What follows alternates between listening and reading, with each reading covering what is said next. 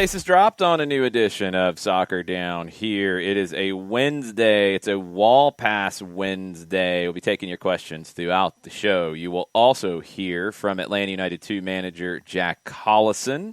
Spoke to him yesterday as he was getting ready for tonight's match with Sporting Kansas City 2. Talk a little bit about that, but a lot about Jack's path to becoming the manager for the Twos, what's next, all those kinds of things. Mike Conti will join us at 10 o'clock. It is a busy show. We got World Cup qualifiers to wrap up. We've got news on managerial vacancies that are starting to be filled, and one club has a very good sense of humor, it sounds like, and another club might be paying attention to advice given on this show. Possibly, probably not. More than likely not, but it's probably the right decision. We'll get into that. We'll get into the silly season. We'll get into more things with the Euros, more things with Copa America, more things at soccer in the summer. Jarrett Smith, you might have a manager at Celtic, but he lost today to a 4th division team in Japan. Yeah, Brendan Rodgers lost his first competitive match with Celtic to a police officer at the Rock of Gibraltar. Mm-hmm. It's true. Just saying. So am I. So you're saying there's some consistency here? I'm saying we're never trying to get too high or too low here. We'll see how it goes. But Celtic's new manager did get knocked out in, was it like the equivalent of the penalties. Japanese FA Cup? I think it was. In penalties, yes, it was in penalties. But I don't know how to say the magic of the cup in Japanese, but I don't have that. Yeah, it was definitely the magic of the cup. It was not the magic for Celtic's incoming manager. That was not good. We'll see how that goes. Maurizio Sarri is poised to be introduced at Lazio, and their teas this morning included a cigarette, which is very, very good times. They know what they're getting. I'm sure that there was a bonus in the deal. It sounds like there is a 2-year deal in place, nicely compensated with a nice bonus of cash in case of a Champions League qualification. I'm sure there are some other considerations that will be given if there is a Champions League qualification. We know the final 6 to get down to 3 teams to join 5. Yeah, I know, do the math later. In the Concacaf octagonal final round of qualifying that'll start in September. No surprises yesterday. The home teams advanced. The ones that should have advanced did. Curacao probably had the most difficult match. Guatemala threw everything at them. It was a scoreless draw, but that's all Curacao needed. So they move on. Canada and Haiti over 2 legs is not going to be easy for our Canadian friends. Not at all going to be easy for our Canadian friends. No, it's not. And we've already been rated this morning on Twitch. Mir Dragon is rating with a party of 8. Thank you. Coffee raid. Gracias. It's Red Bull for me. Sorry, I'm not a coffee guy. John's a Mountain Dew guy, so I don't even know how you want to deal with that one. Jarrett, do you drink the coffee? No, I despise coffee. I didn't know you despised it. Wow. Oh, yeah, I despise it. I worked overnights long enough to learn how to make it for the people who were coming in the morning. Mm-hmm. And that's about where it begins and ends. Like, I realized I learned after a while that people are much more pleasant when there's a pot of coffee at 4 a.m. when they get to work. So yeah. I learned how to make a pot of coffee that was passable enough so that they would be in a good mood. Mazzano's giving all of us red cards for not liking the coffee, especially for you because you despised it. I don't despise it. I just don't like it. I've just never gotten into it, yeah. Mir will be fine. More coffee for Mir. J-Dub is worried that we have to defend the channel. It's not a hostile raid. It is a joyous raid is the best way to put it. No, they're not coming for your channel points. No, Jason Nix. It'll be okay. It is a joyous raid. Welcome our raiders. They are here to party and be merry and drink coffee. It's good times. Much like the Cooligans last night. Yes, it's what happens on the Twitch channels. It's good times. We enjoy it. Perfect. Tommy's got more coffee. Tommy, you can share with Mir, and you'll be good to go. All right, let's get into the headlines of the day, shall we? In the soccer world, we'll go kind of worldwide first before we bring it back to this side of the world. You got another positive COVID test for Spain. They're up to 2 now. And Luis Enrique has called up 11 more players for his parallel bubble. He has a parallel bubble of 17. Diego Llorente and Sergio Busquets are in a bubble of their own because they have tested positive. Then there's another bubble for the rest of the squad. Spain's going to have a lot of problems managing their bubbles, and they're going to have some problems managing their squad, it sounds like. They had to not postpone. They had to change around their friendly yesterday. They played a U21 squad as opposed to the regular squad because of concerns with this. So 24 players reduced by 2 because of the 2 who are in their special bubble, and then 22 who are training normally, and then a 17-man parallel bubble squad. Yeah. Welcome to Spain getting ready for the Euros. Sweden's had a couple of positives. I mean, Jared, this is inevitable, I guess, and is the Euros going to be a war of attrition? It might be. It might be just a matter of the people we think are going to win. It might not even be able to survive with enough numbers. And it's going to be who tests positive for some of these teams. I mean, there's a few players that teams can't miss. And the other question is, look, we talked about it yesterday. Portugal thought ahead. Portugal started the process in May of getting their players vaccinated. Now, I know it's different country to country in Europe, and it's not the same as it is here, where right now you can walk into a Publix and get vaccinated this morning if you choose to, and you should. Portugal started the process. They're fully vaccinated. Spain had their first round of shots, I think, yesterday, which I guess helped some, but they didn't really think ahead. I don't know where the other teams are with this. I mean, are there some teams that are going to have a competitive advantage, John, because they were able to get access to vaccines? Yeah, and I think that also it's to your point. I think that if a certain player was to test positive, that certain player could impact the ups and downs or wins and losses and points for sides. And so I think that it's something that we really have to look at here is you're looking at competitive advantage. And, as a journalist, I'd love to know if all of these other teams that are a part of the Euro have gone down the vaccination road to sit there and say, okay, when did it happen? Has it happened? Have you been in a bubble? Just to know what's going on from a public safety and a public health standpoint. But yeah, I think that if it comes down to certain players who end up testing positive, you're going to have your depth's going to be tested. The impact of that player missing is going to be tested. And it could be wars of attrition when it comes to who makes it out of group stage and who makes it further down the road, just because of the simple idea of when folks were tested and, when were they vaccinated is the whole part of this process. J-Dub says, are we still doing 2-week quarantine for players in the Euros? I don't even know if that was a hard and fast rule across the board. I think it varied group to group and country to country and where you were coming from. It's at times hard enough to follow with how things have moved on this side of the Atlantic. So I honestly do not know, J-Dub. I don't know what the situation is with that. But we do know at least of a few players who have tested positive in the past or have had it. One like Cristiano Ronaldo. You talk about critical players to teams that want to make a run. He's one. He's had it. I think that would be a good sign for him not to get it now, but that's the thing we don't know. We don't know. Colonel, I don't think there's any issue with Rom's unvaccinated withdrawal from the Memorial Tournament, something going on in Spanish politics. I have no idea. But at this point, I don't really rule anything out because it's very hard to keep up with all of this. Jarrett, have you happened this morning to see the Aberdeen Twitter account? I have not. Uh-oh.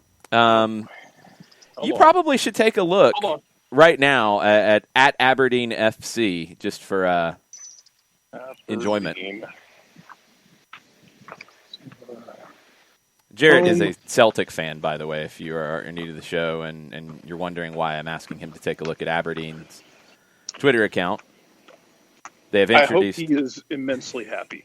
They have introduced their new home kit, and they have introduced it with one Scott Brown in it, coming over from Celtic. Aberdeen assigned the Celtic captain. He will be a player coach for Stephen Glass, our friend. It is very interesting to see that. And it's very weird because he played at Hibs to start his career, then transferred to Celtic, both of which have a green as a primary color. Seeing him in red is just weird. It's a little weird. I do like the new kit, though. Yeah, I do. I like like the black trim. Yeah. The black. Yeah, the black and white, especially in the arm sleeve. I like that. Scott Brown has not torpedoed his legacy in the same way that, say, a Neil Lennon has. Oh no! That's a special gift. I hope that Scott Brown is taking this in the sense of going and still going to play a little bit while also beginning his coaching career, which sounds like what he wants to do. And I wish him nothing but good luck because through most of my adult fanhood, he has been the captain and been the certifiably insane human being protecting the back line from the east end of Glasgow to a degree that there are supercuts in South America made about this man's fouls. Well, his reactions and his faces and his Scott Brownness, they like him on Teise. It's because he will 2-foot somebody, and then when he gets 2-footed back, he gets up and laughs and dances. That's happening. And that takes a certain kind. It does, and now Aberdeen's got him, and just from talking to Stephen Glass, who was here in Atlanta, has returned now, getting ready for preseason, and is dealing with the quarantine period for going back into Scotland. Couldn't say enough about how motivated Scott Brown was to get started with Aberdeen and the new challenge. So it's going to be exciting to watch that group and to watch Glassy with a full preseason and building the group he wants. You know, you take over when he did last year, and you're kind of trying to put, duct tape on things to hold it together, and you didn't have any strikers. So there's work to do and still building the squad, but it'll be exciting to see what he does with a full preseason because, think back to, what we've seen of Stephen Glass. We saw a full preseason in preparation at a 2s level, but it's still at a level. And what we saw in 2019 when he had a normal squad for a period of time was very good. That was just very rare. From a player preparation standpoint, from a pushing players through, there was a lot of progress in 2019.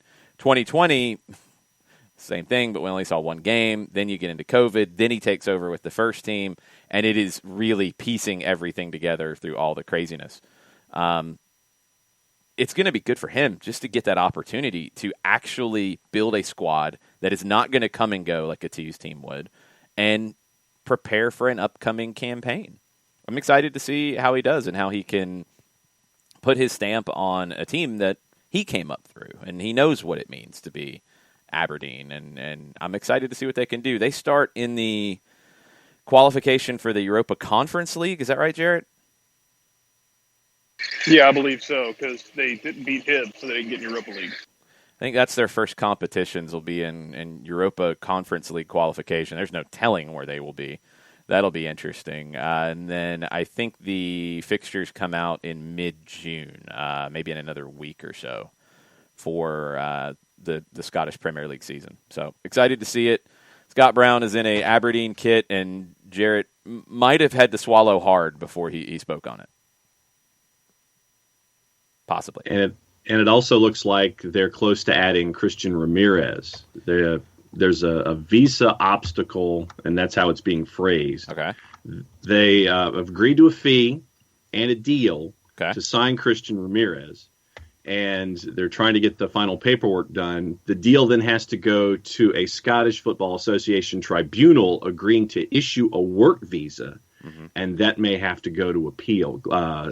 According to the Daily Record, Stephen Glass wants Ramirez in place ready when they start Europa League conference preps. Then, if a deal is sanctioned, Ramirez would have to go through a 10-day self-isolation period before he could pair up with the side. Yeah, I mean, that quarantine period is a pain because I don't even think he can go into the country until the deal's done, and then he has to do the 10 days, and it just slows everything down, but it is what you're dealing with. Ramirez, Jarrett, we've talked about Christian Ramirez for a long time, and he's needed a break. He's needed an opportunity. This is the opportunity that he's been waiting for.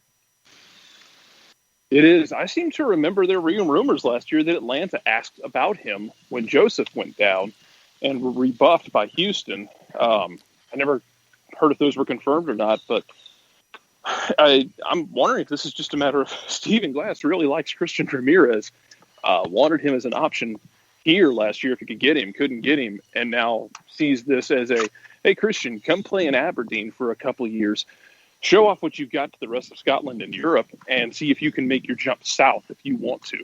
Because we know he's got the skill. I mean, he is kind of that, I don't know how to phrase it, like that success story in that kind of that Minnesota talisman, especially when he was in Minnesota when they were in NASL, he was that guy who came with the NASL team up to MLS.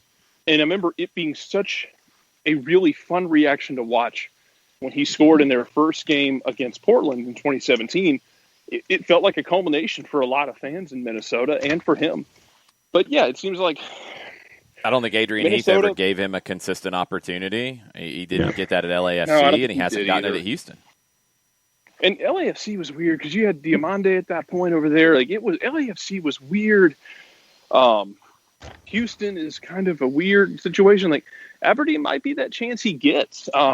Selfishly, I wouldn't be opposed to Atlanta sending someone over on loan if they could, like a Jackson Conway, even if he's not going to start every game, just to be in a different environment. Plus, I think Conway's game would translate really well to Scotland. Yeah, and he wouldn't have the work permit issue because he was born in England. So there are things that could work for, but he's not going to be the number one. Like, they need a number one guy up top, and Christian Ramirez could absolutely be that guy. It'd be a really absolutely interesting move, and I think it would work out. I think it's a pretty exciting one.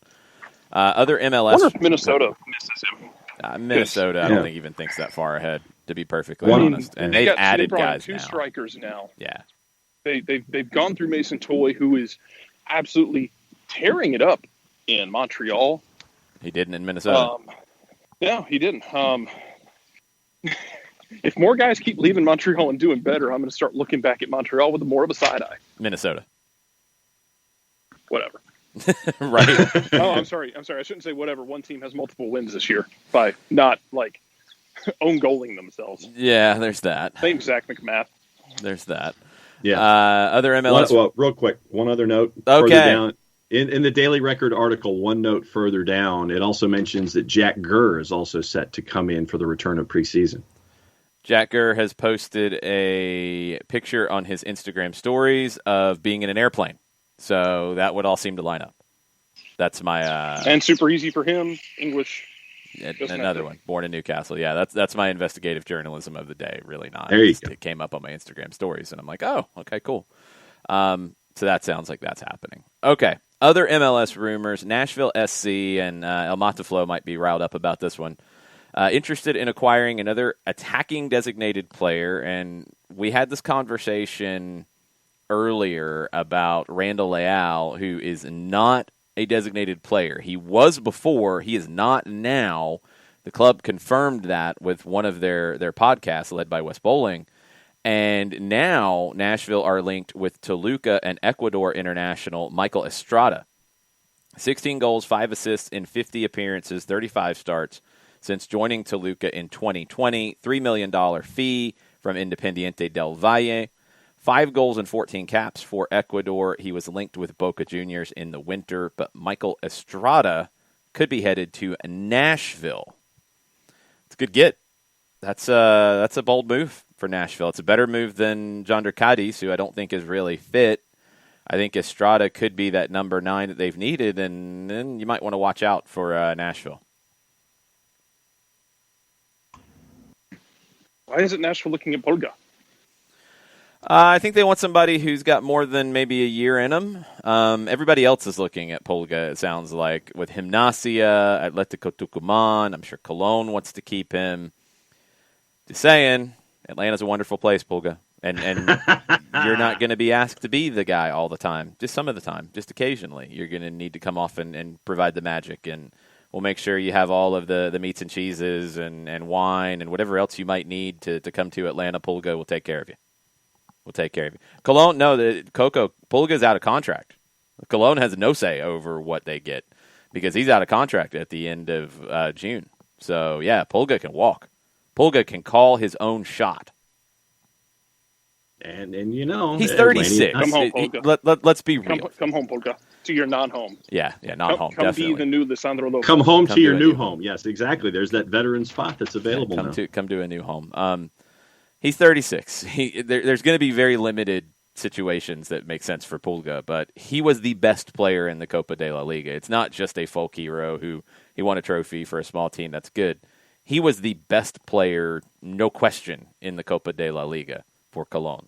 He still can play, and he can still contribute. Can he do it 90 minutes every day in a very tough league? Maybe not. But could he be somebody that could help a team? Yes. Four-card, I'm saying, I know, Lisandro didn't come for money. Pulga's played at small clubs his whole career. He wasn't getting rich at Colón. Nobody gets rich at Colón de Santa Fe. He definitely wasn't getting rich when he came up at Atletico Tucumán. Like, it doesn't sound like a lot of money when you compare it to other players in the league, but it's sure not bad.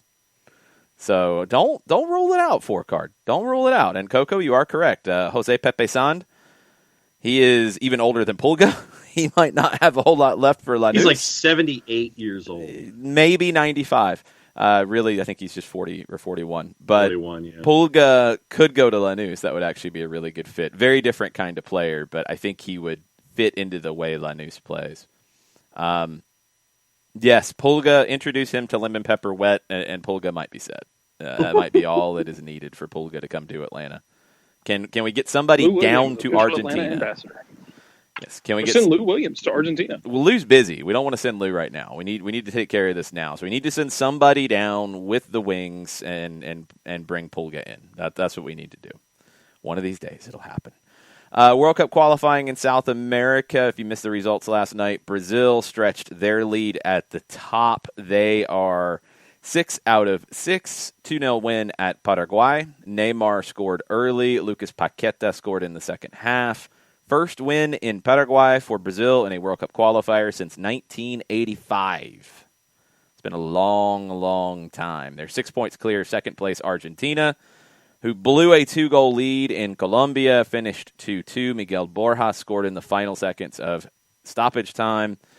It was a funky situation because Emi Martinez, the goalkeeper who has taken the number one shirt, or at least the number one job for Argentina, had to leave the game injured, heavy collision. He lost consciousness, he said. That's why he had to be pulled out of the game. He said he's okay, but they had to pull him out because he lost consciousness. Franco Armani came on, and could have done better on Borja's goal. Could have done better. David Ospina was the best player on the pitch for Colombia. Big saves aplenty. There were 10,000 fans in the stands in Barranquilla, which was a little bit of a surprise in Colombia. Chile, 1-1 draw with Bolivia. That's a very disappointing result at home for Chile. Eric Pulgar opened the scoring for Chile. Marcelo Martins equalized from the penalty spot in the 82nd minute. He, I believe, is the leading scorer in qualifiers right now. Martins just keeps finding goals for Bolivia. Chile is in 7th place, 6 points, 1 point ahead of Bolivia. Peru won their first game in the World Cup qualifiers. They needed it in a huge way. Beat Ecuador 2-1. Ecuador did pull one back in stoppage time. But Gianluca Lapadula, Peruvian-Italian, so Nick's going to be very happy. 2 assists on the day. Christian Cueva with 1. Talk about players who maybe would benefit from a move to MLS at some point. Cueva was one I've had on my list for a while. Peru is on the bottom of the round robin, but now they've got 4 points. Ecuador stays in third with 9, but it's gotten more crowded. Uruguay, 0-0 at Venezuela. not bad for Uruguay. Venezuela needed to get the win. They did score through Joseph Martinez, but it was pulled back for a handball in a very difficult call. VAR got involved and said that when Joseph was turning, hand was involved, goal was nullified. It was a well-taken goal. It was a good finish from Joseph, kind of similar to what he did in Fort Lauderdale against Inter Miami, but handball involved, so VAR wipes it off the board. Venezuela draws instead of beats Uruguay. Who was it that? Oh, yeah. Sam Williamson says that Joseph's goal should have counted. I mean, I've only seen one somewhat potato-fied replay. It's not the greatest of quality, and the handball wasn't easy to spot. So, yeah, I think it is a little bit of a nitpicky call. It's 2021 and we still have potato vision. Come on, y'all. Well, it's not so much. I mean, I think potato vision generally is with a bad camera. I think this is more of ripping it from different sources and then uploading it and loss of quality. It's like when we would dub stuff on cassettes back in the day. That's kind of what it's turning into. You kind of have it sounding like this when you play it back after you dub it. Except it looks like that, yes. So this is like taking your Talk Boy and putting it up to the radio when it plays your song so you can Talk Boy? create your mixtape. Yeah. Never heard of a Talk Boy. Heard of a Walkman. Yeah. Talk Boy was early mid-90s was released in conjunction with the second Home Alone movie. Okay. I didn't know what that was called. Yeah, I know what you're talking about. You could record it back on tape if you wanted to. You could modify. Yeah. Yeah. Nice. Okay. Talk Boy. I've never heard of that before.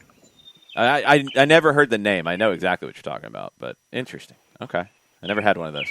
Also, a couple things with the Copa America, which is supposed to happen possibly, maybe. The Brazilian national team has agreed to play. They did express their concerns publicly on social media after their game last night. Say they are unsatisfied with CONMEBOL, who decided to move the tournament to Brazil. They say we are a cohesive group, but with different ideas for multiple reasons, humanitarian or of professional nature. We are unsatisfied with the leading of Copa America by CONMEBOL, no matter if it were hosted belatedly in Chile or in Brazil. All of the recent facts make us believe it was an inadequate process.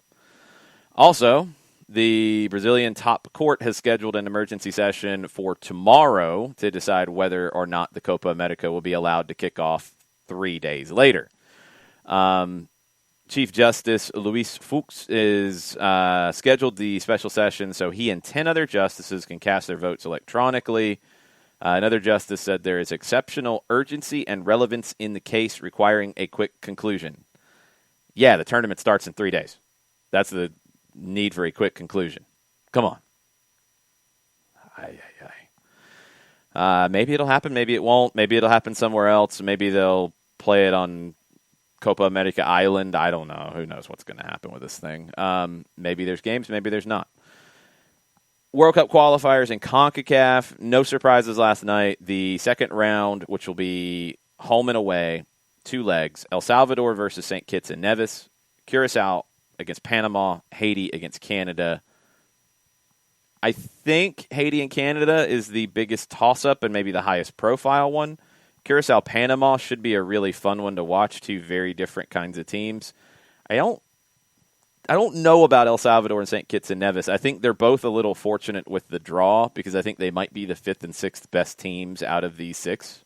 But one of them is going to go into the octagonal. Do we have early juice box numbers, John? No, we do not. That is a bummer. I think they're probably going to wait until like a day or two before because last night we finally got full juice boxes for the League One matches that are happening today. Yes. Yeah. A little bit. They're different. waiting. They're waiting until the bitter end to give us juice boxes now. There isn't a whole lot of prognosticating weeks ahead of time now. Exactly. Pretty much. Guatemala, Guatemala being out of World Cup qualifiers, absolutely not an upset. They were banned from participating in CONCACAF for a while, so they've really fallen behind. They were not favored to get past Curacao. They did make a good game of it. They did play well.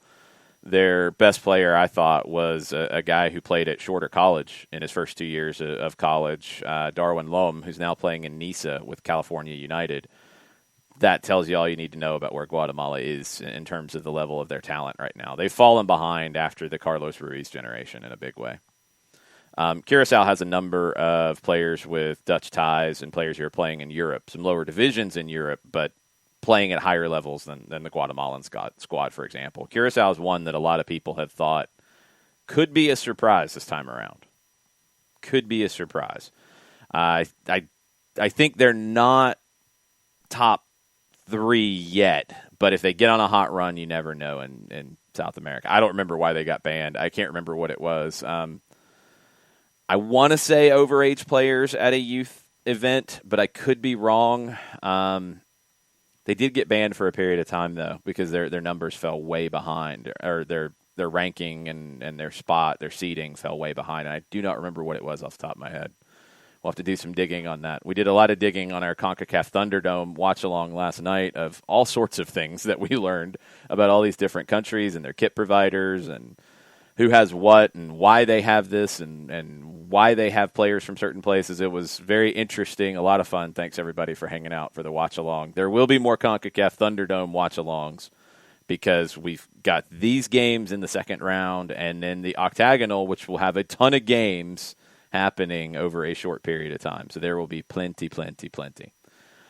Jarrett, we're going to get into silly season rumors real quick before you go. Sergio Ramos is reportedly now sitting at home, waiting and hoping and wishing for Florentino Perez to give him a call to offer him a new contract because he will take a 1-year deal to stay at Real Madrid.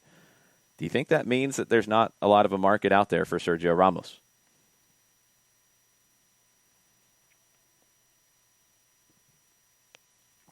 Jared just left. He doesn't even care. No, he left. Yeah, he left. He just doesn't even care. Good times. Hakimi is one that Coco's brought up a couple of times. We talked about it yesterday. Inter needs to sell to bring in about 70 million euro to feel right financially with everything going on. Hakimi right now, Chelsea and PSG have both offered 60 million euro. The reports yesterday were that Inter didn't want to accept PSG 60 because they're trying to get 70. Now Sky Sports is reporting that Chelsea has matched that 60, so you got 2 in for 60 million euro. Somebody's going to go up more. Yeah. I don't know who, but one of them is, do you think he's worth it? That to me, I mean, you have to look at this in each individual case. To me, no, but to the teams that are interested, and there's Roman Abramovich right now telling me that, yes, he is worth it, and that's why he's going to go to 70. I don't know if he's going to go to 70 or not, but for people who are learning about Hakimi, if you didn't watch Serie A closely, right-sided player, he can play as a right back, more likely as a right mid. 37 games last year in Serie A, 29 starts, 7 goals, 8 assists, very productive. Rating on SofaScore was over a 7.05, which is very strong. Finished the season a little meh, but Inter also had things pretty much under control, so that kind of changed it a little bit. Very good player at 22 years old, so there's the potential for more from him. 60 feels like a lot. Yeah. I'm a little skeptical of him being worth it, but if either one of these teams feel like they need that kind of a player, sure, they're going to overpay because they have the money to do so. Exactly, yeah. But for Chelsea, I don't know if he's better than what they already have. And this feels like a move of just, we can do this. I don't think they really should. This reminds me of what they did last year or 2 years ago, bringing in all those forwards just so you can have all the forwards. Now you're just bringing in somebody else so you can have more at another position. It just seems like you're just stacking up resources, and then there's the question of playing time and fit and all that stuff like we've had before with Chelsea. That's where I am with Chelsea is Like, sure, could he? He's fantastic for Dortmund, Coco says. He's got the age, he's got the speed. Yeah, I mean, there's lots of different things that look good here, but is Chelsea really in the need here for him? And when you start to then take a step further and you look at who is at Chelsea and who could be moved on because of this, they had a list of about 10, 11 people, and Christian Pulisic's one of them on it. It doesn't. Do you keep Pulisic over Hakimi? Do you move it around? It's different positions a little bit. They do different things, but if Chelsea's got the money to spend and they want to spend it, fine. I do wonder if financial fair play even exists anymore. It doesn't sound like it does. Yeah. If that's what it is, that's what it is. Inter needs the money. They're going to get something. They're going to get at least 60 because you got two people in for 60 now. I feel like it might be a little bit of a reach, though. But it's coming from teams who can reach. So, yeah. I mean, that is part of the element here. But I think Hakimi and his people do need to make a decision on, do you take the big money move and maybe not be a first-choice guy, or do you want to be somewhere where you will be a first-choice guy at this point? Yeah. I think he needs to be the latter. I don't think he'd be that at Chelsea. I think he has more of an opportunity to be that at PSG, and it might be the better fit, but Chelsea might offer more money. We'll just have to wait and see. Yeah, and I think that you're hitting on all the right points. Is PSG, I think he'd have more of the opportunity to play and start and get all those games under his belt. Chelsea, I think you're just, and this is going to sound kind of crass, at Chelsea, to me, you're just a number. Because you're a part of something. You're not, right now, unless something happens, to me, you're just a part of the resources that are there. And I think that where PSG, you're going to get starts, you're going to get minutes, you're going to get all that. You're a part of a larger element at Chelsea where the question about you starting and getting minutes is a bigger question to me. No, that's unfair about Chelsea, but it's just they're going to have more options. Yeah. So I mean, it's not about they don't care about their players or their number. That wasn't my point. It's just like you're a part of a larger picture there, as opposed to being. It's not about a larger picture. It's too crowded of a roster. And as a player, it's not about the national team thing, Walchar, in my opinion. It's not about him having to keep a national team spot because he'll probably keep that. It's about the next contract. If you go somewhere and you go from being a regular in Serie A with a champion to being a 30 games, 22 starts a year guy with a top team in England, and you'll probably make good money, but will your next deal be what it needs to be?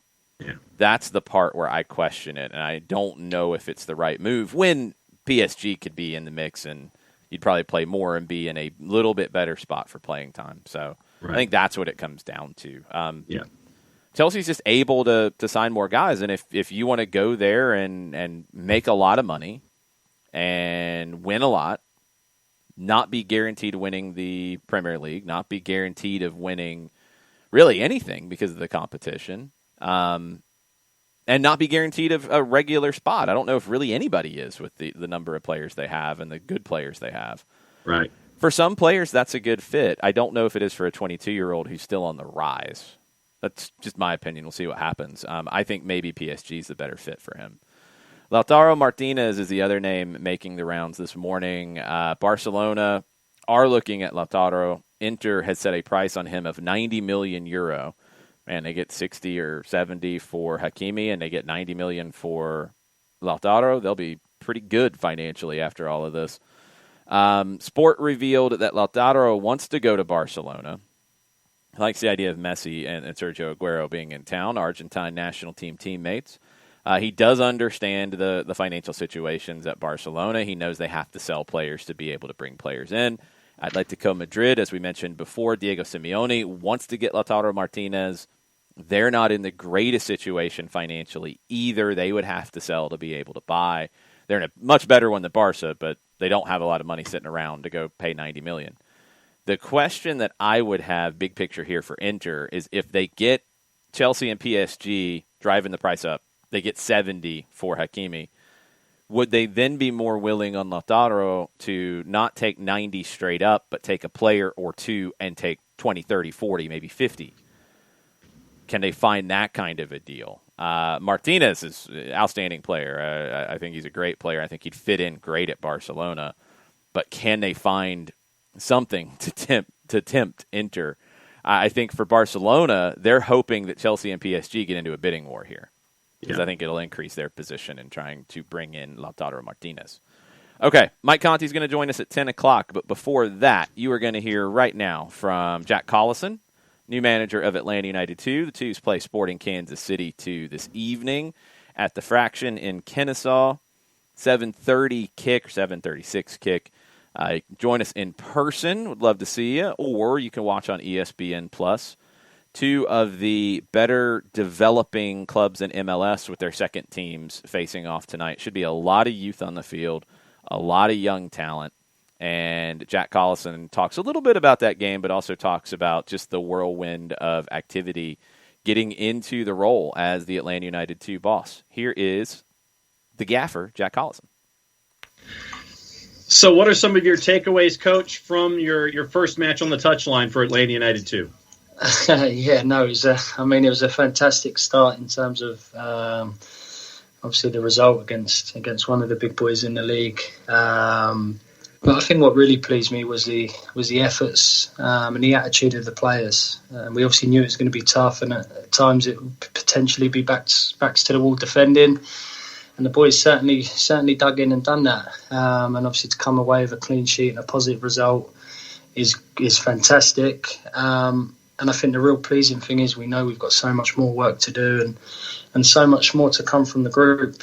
We spoke a lot in the week about being a group full of potential and now obviously trying to turn that potential into consistent performances. And it gives us a great starting point, obviously going into now a difficult game against SKC on Wednesday. Yeah, Jack, it felt like almost a defining kind of win, for you to get things started with such a hard battle against a team that's expected to win trophies in Louisville City. What can you share from the message that you gave the players after the match when you had everybody together in a huddle right after the final whistle? Yeah, I think the key message is right throughout the week that, okay, we're a young team, and if you go off past seasons' results, etc., there's not too much expected of us. But right from the start, I wanted to let them know that that's got to change. That mentality's got to change, and I want them to be fearless when they go out on the pitch. And okay, we weren't great with the ball, but there's a lot of opportunity now to work on that, and improve that. But in terms of our willingness to go and press and to really go after them and try and win the ball high up, it was really pleasing. And I just wanted to let them know that was a real good base, a real good starting point in terms of effort and endeavour and willingness to do the hard part. But still, there's a lot more to come from us, and hopefully we can play better. But what a fantastic result, and I think a result like that certainly gets a bit of buy-in from the players, and hopefully now we have them, and they're obviously willing to listen and willing to learn. How much of a collective whirlwind has it been for you and the players to get past the point of the name tag on the front of the golf shirt that hello, my name is kind of a thing? Where are things right now, and how much of a whirlwind has it been for the group collectively? Yeah, it's been look, it's always going to be an interesting environment. Obviously, being the second team to such a massive first team, and we know there's going to be times where we have to play our part, and obviously we're there to help with the first team and assist with the first team, so we might not always get a group together training and things like this. But when we do get opportunities to be together, obviously we're there to work, and we're there to get better, and we're there to improve. I've been fortunate. I've been in and around them since the start of the season, helping Tony and Henry. And I must say, Tony and Henry certainly done such a fantastic job in terms of building foundations and helping to start to build that belief. So for me, it was a fairly transition to sort of come in, and hopefully over the coming weeks and coming months, you're going to see me put my own twist on things.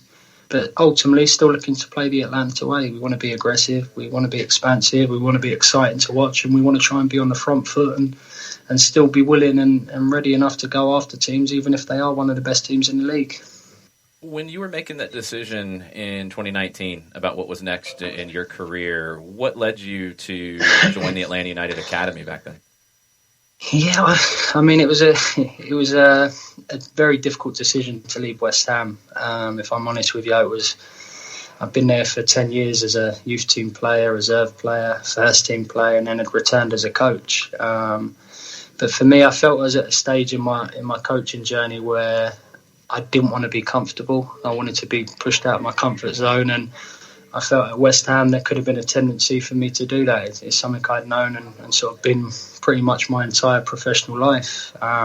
So when the opportunity come up, it just felt right. I come out and visited Tony and the staff out here at Atlanta, and I was blown away by obviously the wonderful facilities. But it was really the project that captured me and the way that people were working, and it was fresh and brand new, and I felt like I could bring a bit of value. And obviously for me, it's great to have the first 2 seasons with the academy, to get a real good understanding of the club, the DNA, how it runs. And I think this opportunity's come up at the right time in my career, because it was the next step. And hopefully the right time for the club. Hopefully they feel I'm the man to sort of lead the group, take them forward. Obviously collectively we want to be successful, but still not coming away from the fact that I am here to develop players and try and improve individuals and try and get boys in the first team as well. How would you best describe your approach to the sport, coming from the playing side, now on the coaching side? How would you best describe how you look at things and what your approach is to getting messages across, getting acquainted with players, and what fans will be seeing on the touchline? Yeah, well, if games are anything to go by, that was some start. It was an emotional roller coaster the other night, obviously against Louisville. But no, I think for me, I'm very grateful for my playing career and my playing background. I think that certainly gave me an insight of how it should look at the elite level. And obviously I got to work with some unbelievable coaches throughout my time, the likes of Zola, Allardyce, Chris Coleman, Gary Speed. And right throughout my playing career, it's little things I'll take off the managers that I played under that I enjoy. So, for example, Sam Allardyce, his attention to detail was incredible. I had a month under Eddie Howe, and his sessions were just amazing. And then you touched on the player piece and being able to relate and obviously speak to players, and to work under Zola. The big thing I took from him, one of the Premier League greats, was just how humble he was and how he wanted to know you as a person. And I think all those experiences, as well as experience relegation, promotion, being injured, being out of the team, being a superstar, struggling to get in and around it, sort of puts me in a real good position now to try and lean on some of my experiences and to try and help these boys when they're either having a difficult time, when they might need a push, or when they're having a fantastic time, to keep them grounded. And it's those experiences now that I really sort of lean on. And as I go about trying to find my way as a coach, hopefully they're going to stand me in good stead moving forward. And I think the best thing I could have done was jump into youth development, because one thing as an ex-player, you need to be out there getting the hours in on the grass. And anyone who works in youth development will know it's relentless. You're out there 5 days a week, morning, noon, night, sometimes 2 games on a weekend. And I think it's during them moments where you really find yourself as a coach. And as I said, I feel like I'm ready. I feel like I'm ready for the challenge, and it's one I'm really looking forward to. What are some of the things that you've noticed from your background as a player and coming up at such a big club that you feel like maybe are still developing in the United States with clubs that are newer? And what are you trying to pass on to those guys that maybe you had at the U17s who are now at that critical point where they might be ready to get that first team deal? What are the finishing elements that you see that they need? I think the key messages coming from me right from the first session, the first week, firstly, we're trying to create good habits, good daily habits in terms of on the pitch and off the pitch, making sure we're on time, making sure when we go out there we're ready to work, but also on the pitch, understanding that we're constantly switched on, we're ready to press, we're ready to build, we're brave. So creating good habits is probably first and foremost, obviously one of the big things. And then the second piece I've already spoke about is that these boys are very talented. They wouldn't be in the room if they weren't talented, and it really is a room full of potential. But we're getting to that sharp point now where they need to start turning that potential into consistent performances. And the only way they're going to get noticed or pushed on or keep improving is consistently performing. And it's certainly a competitive league and a great place to test themselves, whether they're a young player, a Caleb Wiley who's sort of 16, 17, played 15, 20 USL games, or a more experienced player in and around the mix, the likes of Robbie Mertz. They need to be performing consistently, and that's what's going to take them to the next level. What's been the biggest adjustment for you as a part of the learning curve going from player to coach? And I know that coaches still learn throughout their collective career, but so far this early on, what's been the biggest adjustment for you as a coach? I think the time element is a massive piece. As I mentioned earlier, I think anyone who's worked in youth development will understand it. It's relentless. And certainly as an ex-player, I didn't want to come across with that sort of, I suppose, that tag of, oh, if he's an ex-player, he thinks he knows it all. It's not like that at all. I mean, I've spent the past 6 years in youth development, working at some fantastic clubs and academies, but it's during them moments where one morning I might be out with the under-18s, in the evening I'm with the under-12s, in the afternoon I'm doing some extra work with some under-15s, and it's a real good environment to sort of, I suppose, sharpen your craft and try things. There's not much pressure in terms of results, so you're able to go and make mistakes. And obviously, the more time you're on the grass, I think it gives you more opportunity to find yourself and how you want to be as a coach. And of course, being a player, you've got all these ideas of how it is and how you want to be. But over the last 6 seasons, I've managed to sort of do that and find my way and sort of get to the point where I'm at now. And I mean, by no means do I feel like I'm the finished article, but I certainly feel confident and ready to sort of take this next step and to give it my all to show that I'm the man to obviously take the team forward and help improve these boys and get them opportunities in the first team. I know it's early days, Jack, but what are some of the goals that you and the group have kind of set for the rest of the season? Yeah, great question. I know it's very cliche, and as I spoke about the habits, I think the first and foremost we're trying to take it day by day at the moment, and I'm not even talking about the games. I'm talking about training to ensure that the training environment's right. So every day we're coming in, we come through the gates. Yes, we want it to be a fun environment, but it needs to be a hard-working environment. I think we all understand that by no means are any of us the finished article. We've all got individual goals and aspirations to be the best we can be, and I think that starts with that baseline of hard work. I think if we get that right, then as a team, I certainly think we've got enough quality and enough ability in the group to be successful. And I think with a league table of 8 and obviously the top 4 going to the playoffs, I think that needs to be a sort of very real target of ours that we want to try and be in the mix for the playoffs come the end of the season. And hopefully in and around that, we've had some outstanding individual performances where these guys are getting recognised with the first team and getting opportunities up there. And last question from me, Coach. Obviously, matches are coming fast and furious out of the blocks for you. Your next test that you have to cram for, and it's literally cramming for this next test, is Sporting Kansas City 2. Without getting into a whole lot of detail, what has, unless, of course, you want to, what has study hall been like getting ready for SKC 2 with this match coming up in Kennesaw? No, it's great. It's fantastic to have the games thick and fast. I think as young professionals and young players and obviously quite a young coaching team, it's the game days that we're really looking forward to, because all of that hard work behind the scenes, all of the effort on the training ground in the video room, it's really game day where it really comes together and we sort of see that final product. So in terms of SKC, I've been quite lucky. I've been helping Tony and Henry with a lot of the scout reports anyway, so I've watched an awful lot of the league already this year. And obviously for them coming off the back of a fantastic result and performance, I'm sure they're going to be full of confidence going into the game as well. So we obviously have a focus on them, but at the same time, we want to have a big focus on us and our strengths and what we're good at. And as I said, I want the team to be fearless. I want them to be aggressive. I want them to be on the front foot and eventually get to a point where we're playing really exciting, fast-paced football. And it's not going to be overnight. It's going to be a process. And for us, every game day is an opportunity to show that we're working towards that. Well, Coach, obviously we'll be keeping an eye on the Atlanta United 2 situation with you now in charge on the touchline. Thanks for hanging out with us, getting ready for Sporting Kansas City 2 up there in Kennesaw midweek. Thanks for hanging out with us on Soccer Down here. Thanks, guys.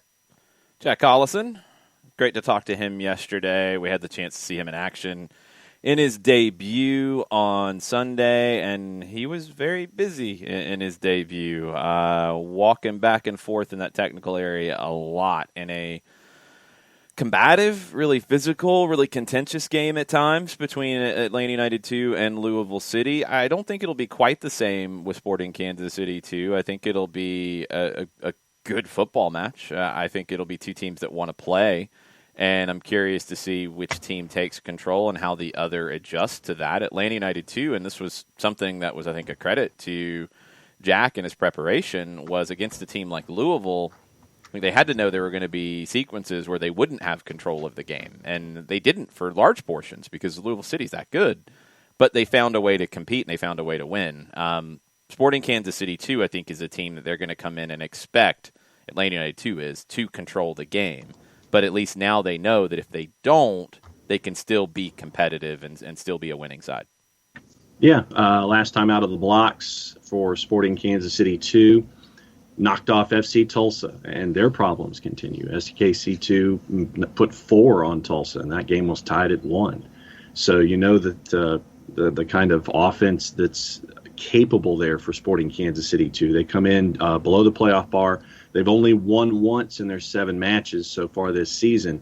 They lost to Colorado Springs 4-0, but then they'll come back around and challenge an LA Galaxy 2 side to a 1-1 draw. Put 4 on FC Tulsa, and so you're seeing a lot of different things so far this season from Sporting Kansas City 2. It'll be an interesting test, and when Jack was talking about Sporting Kansas City 2. When you have these games that come thick and fast, as he says, there's you can only do so much to prepare. It's a lot of film work, and then there's the regen and so forth. But it's going to be focusing on what you can do in these situations if you're not all that familiar with an opponent and you don't get that week that you're normally adjusting to try to prep for somebody. So it'll be an interesting contest. It'll be a great contest tonight up in Kennesaw at a little after 7:30. I mean, look, the twos games, the twos process, they're not as deep in terms of preparing for the opponent. That kicks up when you move into the first division side. It is more about the individuals, and it is more about the collective and playing that Atlanta way. I'm excited to see what Collison's interpretation of that will be. Talked about, kind of his spin, his wrinkles on it, which every manager has. We went through this with all the different managers that Atlanta United and Atlanta United 2 have had and how they've interpreted the idea of how Atlanta United plays. And they're all in the same book, but they have different chapters to it. So excited to see what chapter Collison writes. But what stood out to me that he said is, I think the important one about a week like this is players have to be consistent. And it's the hardest thing for a young player to do, because you're still establishing your baseline of who you are as a player. You're into these situations where games come fast. There's not as much preparation, less recovery time. The teammates around you might change, especially in a second team environment. But players have to be able to control their performances, because one of the hardest things for a manager when you're picking a group of players is having an expectation of what a player is going to give you. And if you see a player at the second division level who is giving you an 8 out of 10 performance one game, and then a 4 out of 10 2 games, and then a 7 out of 10 the next game, and then a couple of 5s, and then a 9, and then a couple of 3s, it's really difficult to know what to get out of that player.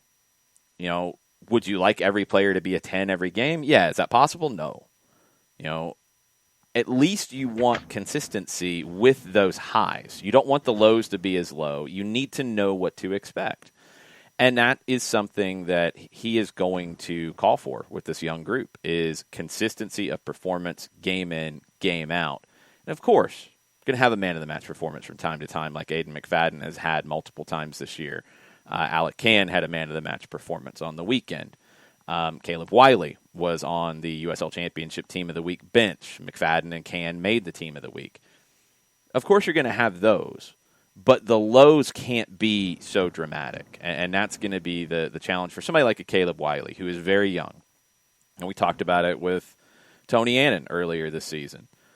You know, he had a tough game on the road earlier this year, and he's bouncing back. That's the key here for young players, is not to have one bad game become 2, 3, 4. Right. All right, John, you've got a very quick read to do before we get Mike Conti on the line, so it will probably be a very good one. Tell us about Steve Apolinsky. Apolinsky and Associates, LLC, proud supporters of everything soccer down here in the SDH network. For wrongful death and serious injury matters, one place you need to go. It's Apolinsky and Associates, LLC. 3 different ways that you can do it. You can pick up the phone, get a free consultation, 404-377-9191. You can shoot Steve an email, steve@aa-legal.com, or you can go on the World Wide Web, large device or small. Type in aa-legal.com in the address bar, hit the enter key, the return key, the arrow key, which advances you to the homepage for Apolinsky and Associates, LLC.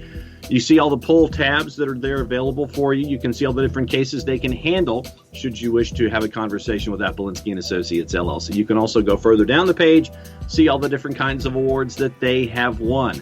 And if you still have questions after looking at the pull-down tabs and all the information and all the indices and all the awards, there's a pop-up window there for you because it will have already popped up. You can get questions answered that way, 24/7, 365 and a quarter. Recognized as Legal Elite by Georgia Trend Magazine for their over 30 years of work and over $40 million in judgment for clients in Georgia and Alabama.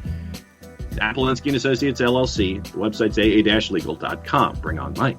Mike's here. Mike, pull-down tabs. I didn't expect that out of a website. I missed that. Pull down tabs? That's why I was laughing. I was kind of baffled by that phrasing. Indices, whatever those tabs are. Indices. What? Click on.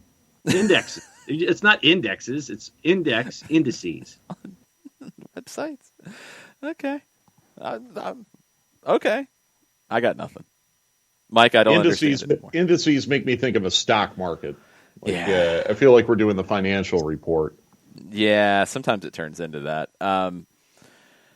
We just had an interview. We talked to him yesterday, Jack Collison, Atlanta United 2. First chance we've had to talk to him. One of the things that jumped out to me, we were just talking about it before we brought you on, is something that he said that we've heard in different ways from Tony Annan and Stephen Glass over the years, Scott Donnelly before them, about young players and the need to get to where they can deliver consistent performances.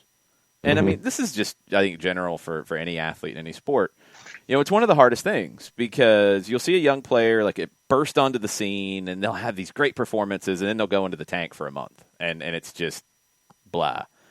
The best players are the ones who can give you a 6.5 out of 10, a 7 out of 10 consistently, and then mix in some 8s and 9s along the way.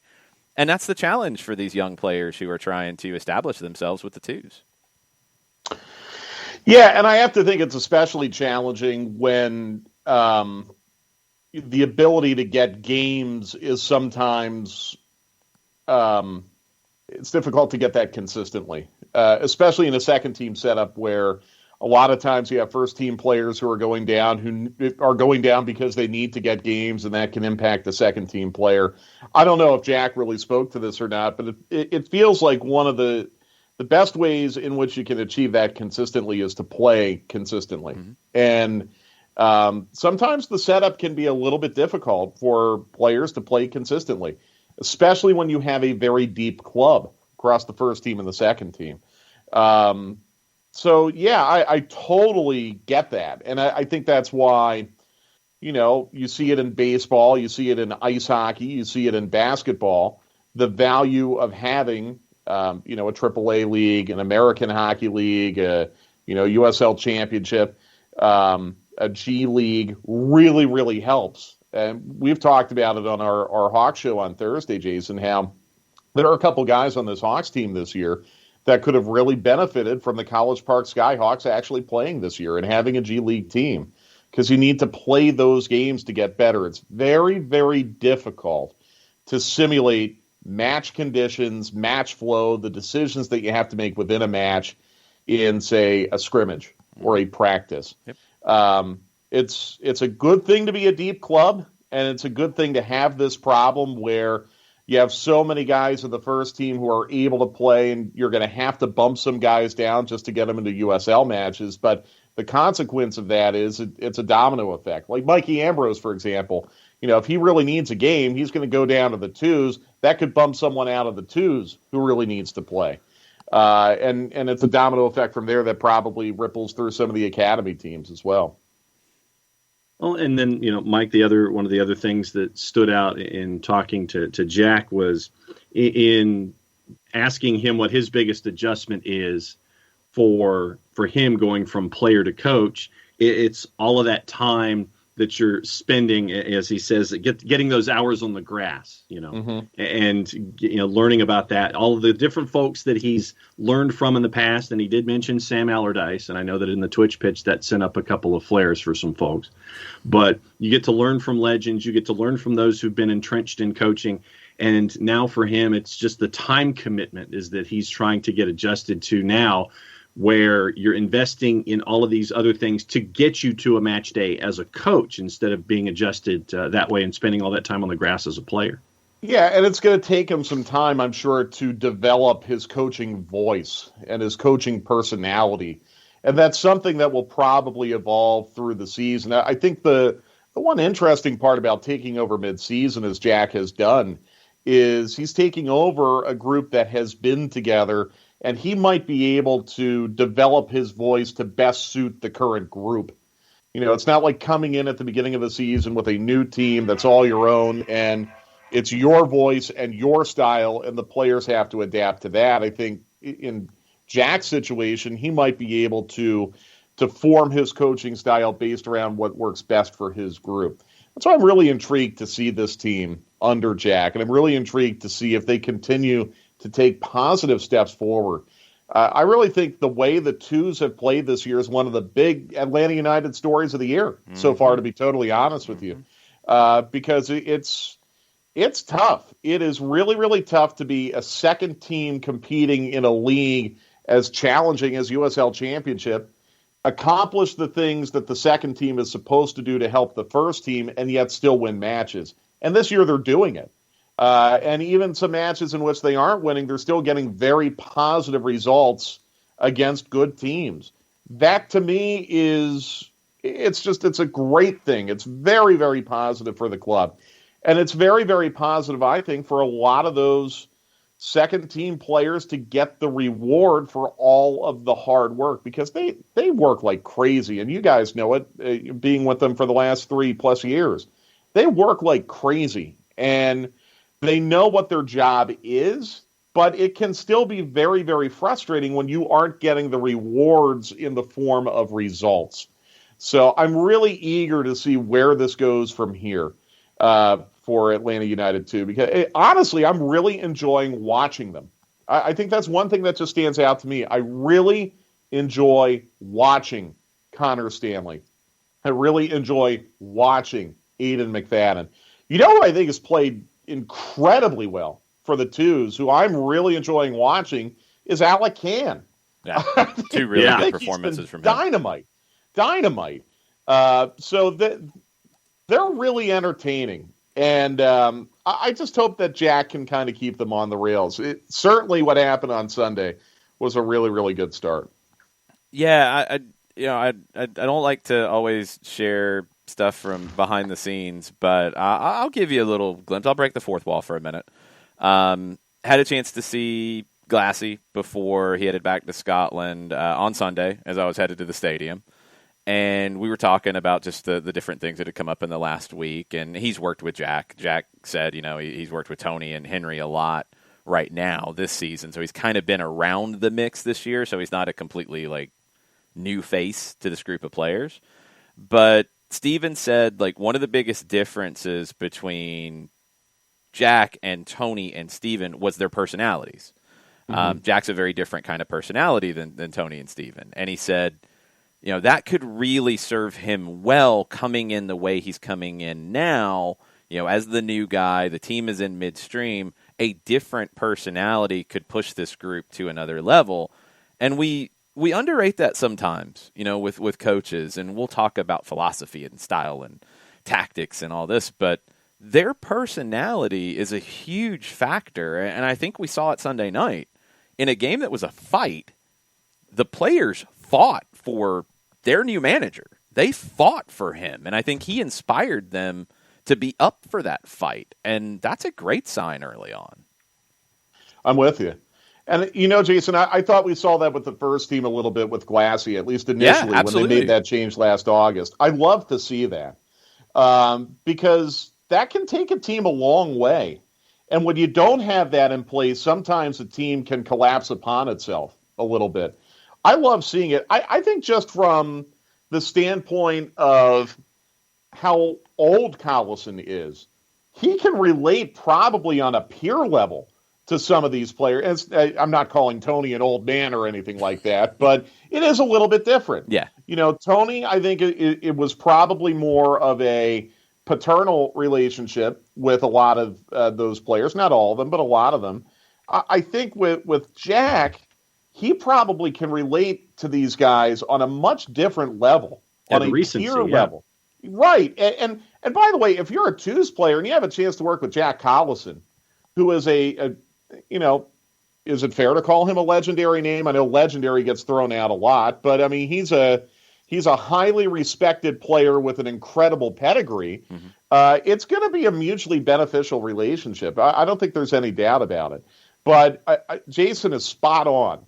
When you have, and I'm seeing this right now with the Atlanta Hawks a little bit, when you have a team that's playing in the mold of their head coach and is fighting for that coach, that's a really, really good thing because everything is just so connected and in sync when you have something like that. And it is not common when you have that. A lot of time, John, you probably see it covering high school football. A lot of coaches in American football tend to have adversarial relationships with their players, even at the highest level, because they feel like somehow that's a way to motivate them. Yeah. And Bill Parcells would probably point to his record and say, yeah, it works. Yeah, I mean, you motivate through, some folks think that motivating through fear is the best way to get their point across. It's like, well, if you don't do what I say, then you're not going to play. And then there are those others where you sit there and you lift up the group and you sit there and it's like, all right, so guys, let's get in this. We're in this together. We can accomplish things together. And it's the exact opposite of that. And sometimes if you get a coach that motivates through fear in the wrong situation, put in, as you said, Mike, in the middle of something, then it could collapse upon itself. And then when you have this excitement that you get with someone like Jack, where they're invested, they're fighting already, and you're seeing that with this first result, I think that it speaks volumes so far. It's a group that's not going to shut down on their coach at all. And I hate to repeat myself, I'm just really excited to see where this goes. Because these are the building blocks for what I think we're going to see with the first team in another year or two in many cases. So I'm really, really eager to see how far this goes. And I love that Jack is really embracing this opportunity. And I love the fact that the club gave Jack this opportunity too. I think it's great, to give Jack Collison, a great player, a chance to develop a coaching voice in a high-level league. The USL Championship's a really, really good league. I think it's a testament to Atlanta United being willing to, I wouldn't even say take chances, but reward someone who has put in a lot of hard work in the short time that he's been with the club. Yeah, I mean, I think take chances is fair because it's something that I think good clubs do. And, we had a conversation in the Discord yesterday about it where, you look at pipelines, and we've talked about pipelines for recruiting players from the outside. The famed South American pipeline that was reported to have dried up that is now flowing again. there's also pipelines within the club, and we've talked about it from the player side. You look at left back, for example, with George Bello coming through the academy, Caleb Wiley coming through next. He had the great assist on Saturday. He's a couple years behind Bello. That's exactly what you want. The goalkeeper depth, it's exactly what you want. But the coaching side as well. And I think we've already seen it play out multiple times now, where Scott Donnelly was here year one for the twos. He moves on. Stephen Glass gets promoted from the U17s, works with the twos, has to take over the first team in a tough spot. He's able to step up and do that. And then he gets his opportunity outside of the club that is presented to him, and it's the best fit for everybody, and he goes to Aberdeen. Then Tony Annan moves up from the academy director spot into the twos role for a while, and then he gets an opportunity to do something bigger on the outside, and he takes that. Now Jack Collison moves up from the U17s to the academy. Is there a time where somebody will go from the academy to the second team to the first team? Yeah, it's possible. It's absolutely possible. It doesn't mean it happens next hire. It doesn't mean it happens down the line. It all depends on the timing. But I also don't think it rules out the situation where people like Stephen and Tony, who have been here and done well and built a legacy and have moved on, because that time wasn't right for them to take the first team, it doesn't mean that things don't happen to where they came back into the fold. You see it all the time where guys who are come up as assistants or played at a place and then, it's not the right time for them to take over, they go elsewhere and they hone their craft. And then maybe it is the time to bring them back down the line after they've added more elements to what they bring to the table. The coaching pipeline is a really underrated thing that the club has already built early on. It's a great point. And I think one thing we all need to keep in mind, Heinze is not going to be the coach of Atlanta United forever. I hope he's here for a long time. I hope he has a lot of success, but it's not going to be here forever. Again, you look at all the coaches who have left Atlanta United, I think pretty much all of them have left for better opportunities. Tata wanted to reduce his workload, be able to spend more time at home, got a very choice national team coaching opportunity.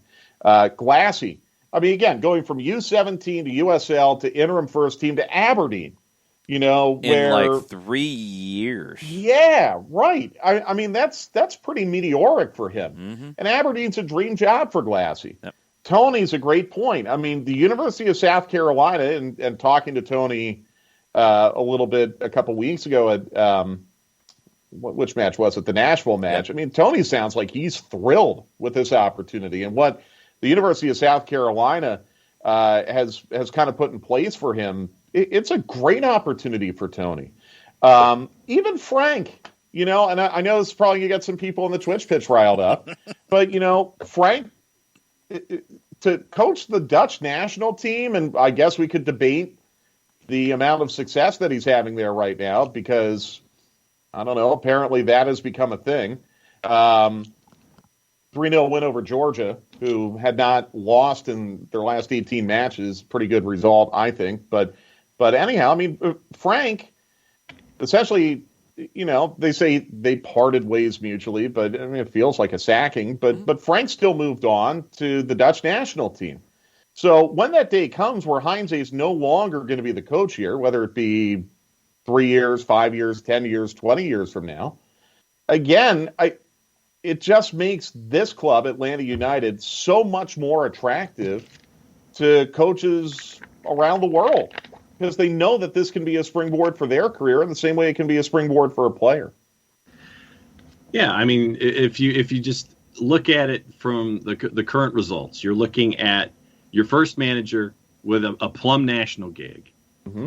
You look at your second manager with a pretty plum national gig.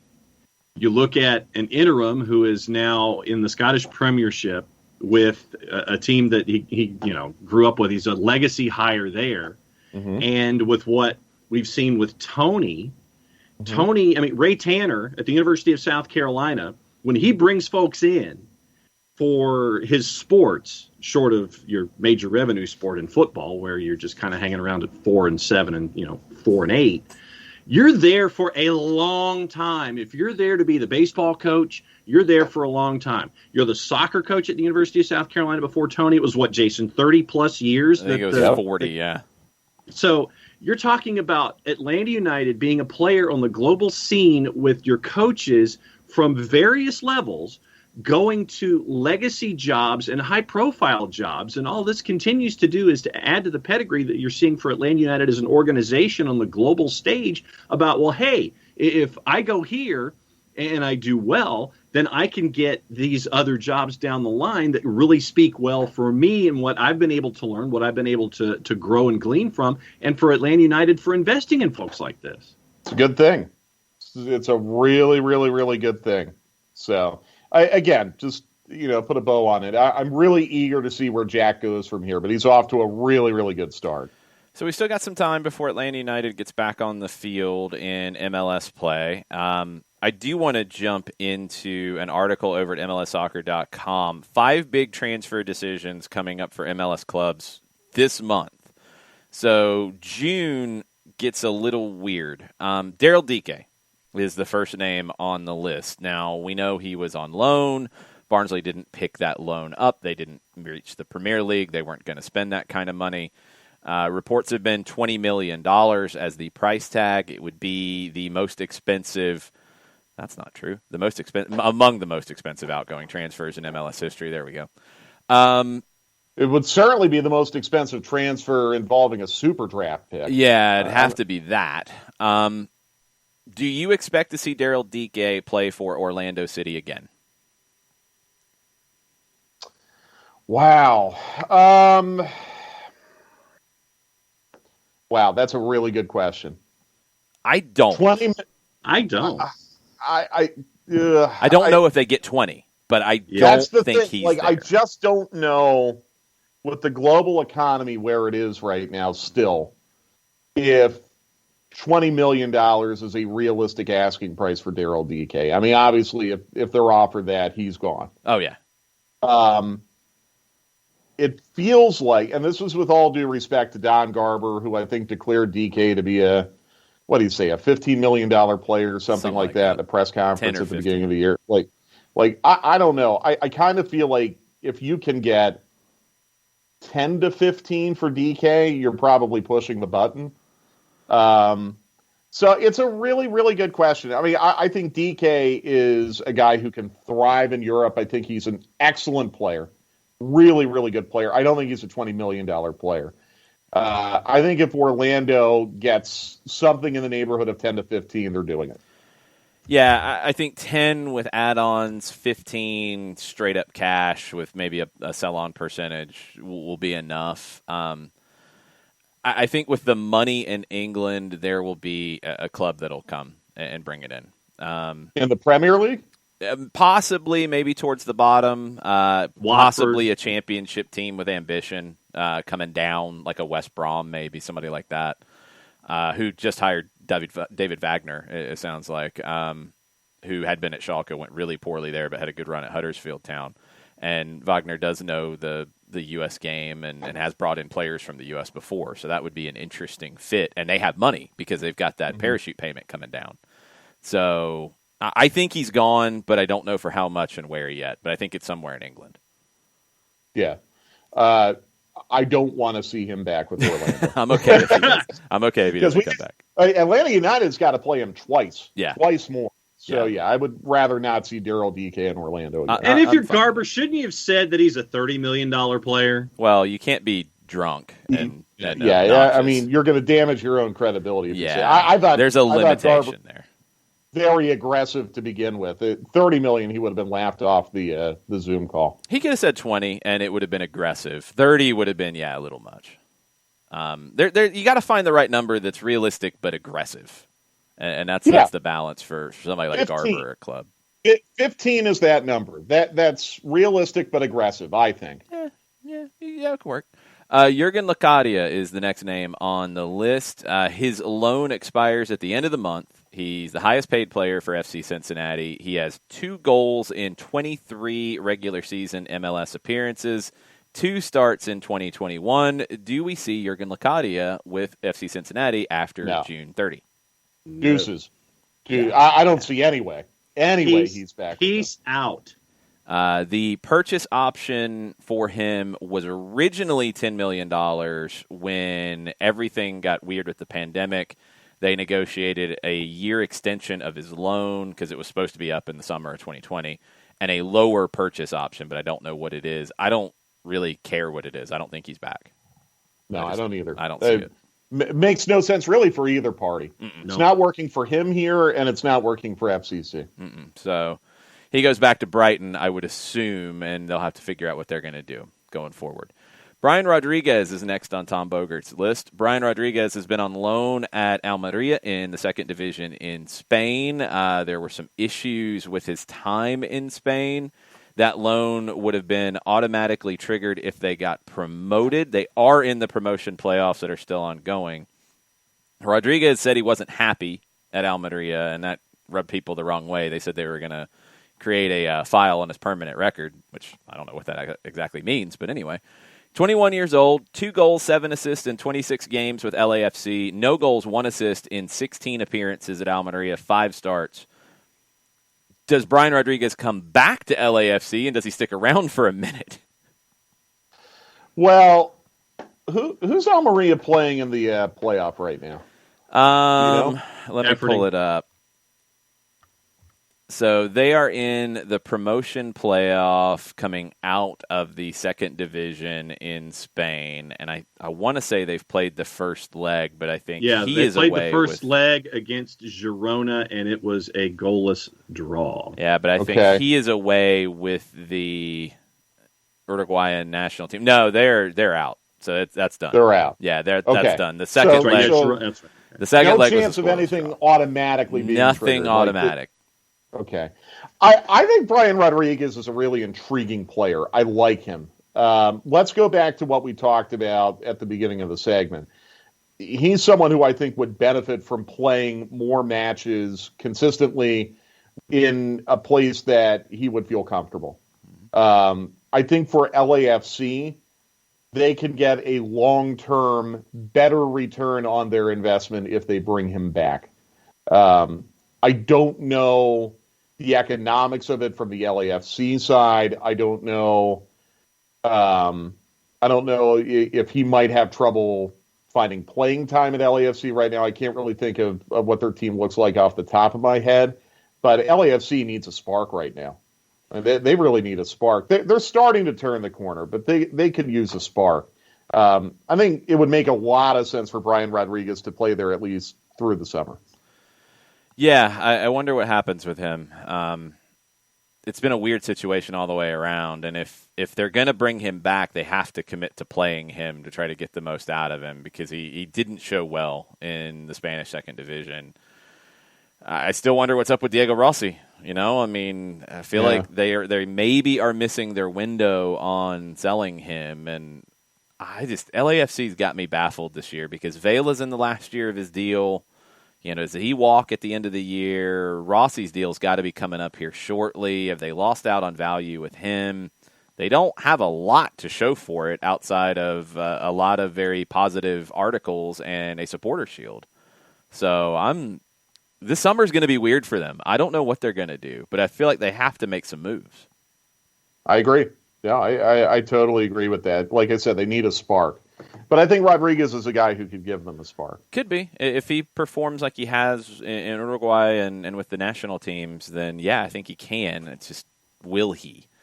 The next one is Nashville. Jonder Cadiz. His loan is up at the end of June. His loan is up at the end of June. They have to make a decision on him. They could negotiate an extension like Cincinnati did with Jurgen Locadia. He's only made 5 starts. He did make 2 in the postseason. It would be a club record purchase to get him done. He's on loan from Benfica. Does Nashville keep Jonder Cadiz? I don't think they need him. I don't either. I think they're finding other value in other places. Yeah, and honestly, and this is kind of the tricky part because you don't want to overreact to one match, but Hani Mukhtar really had not been producing for them, and then he had that big final 10 minutes in Atlanta. Now you're wondering, okay, if Mukhtar's back on the rails, then you really don't need Cadiz. Look, Nashville, the way they're going to play this year is not going to be through Jonder Cadiz. The way they're going to play is by being pragmatic and defending very well and having a very strong spine and hitting on counters and just trying to grind opponents down. And Cadiz is not integral to that philosophy, I don't think. So I think you could let him walk. I don't think the rumor of Nashville being linked to Michael Estrada from Toluca and the Ecuador national team is an accident either. I think they're going to move on and get somebody that they want because Cadiz just hasn't been that guy. He's been okay, but not great. That would be, man, I know this is an Atlanta United oriented show, but Nashville just impresses me so much. If they get Estrada, they might have that number 9 that they've needed, and that is a little scary. And that's the missing link. That's the final piece, right? Yeah. Like that would. Again, Nashville's a team that I think we play 2 more times. I'm not sure I would like that from an Atlanta United standpoint, but I'm so impressed with the moves they continue to make up there. They are just pushing all the right buttons, it seems. People think your rumored allegiance to Orlando is flipping to Nashville now.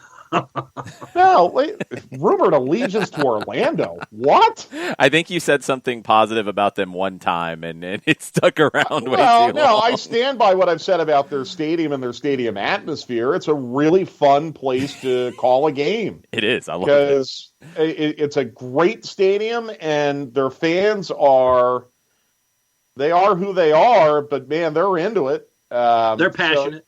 They're passionate. So, yes. And look, I think the rivalry, in air quotes, between Atlanta United and Nashville has been very, very respectful. Mm-hmm. I think Nashville and their fans really respect what Atlanta has accomplished, certainly in driving a major foothold for professional soccer in the southeastern United States. I think a lot of Atlanta fans have a lot of friendly respect for Nashville, maybe in the same way that, and this might even come off wrong, but in the same way that a proud big brother may look at a accomplished little brother.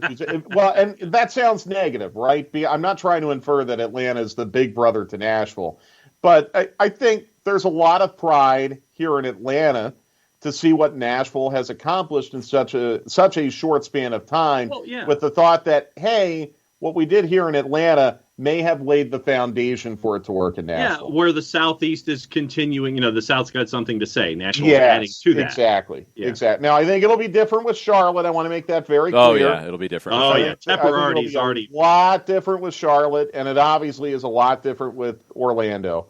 But there has not been open sniping between Atlanta and Nashville like we've seen between Atlanta and Orlando. Yeah, it's okay. You can. Everybody will think you've got your secret love of Nashville. People think I have a secret love of Toronto just because I was blown away by the hatred for Toronto. So it's all good.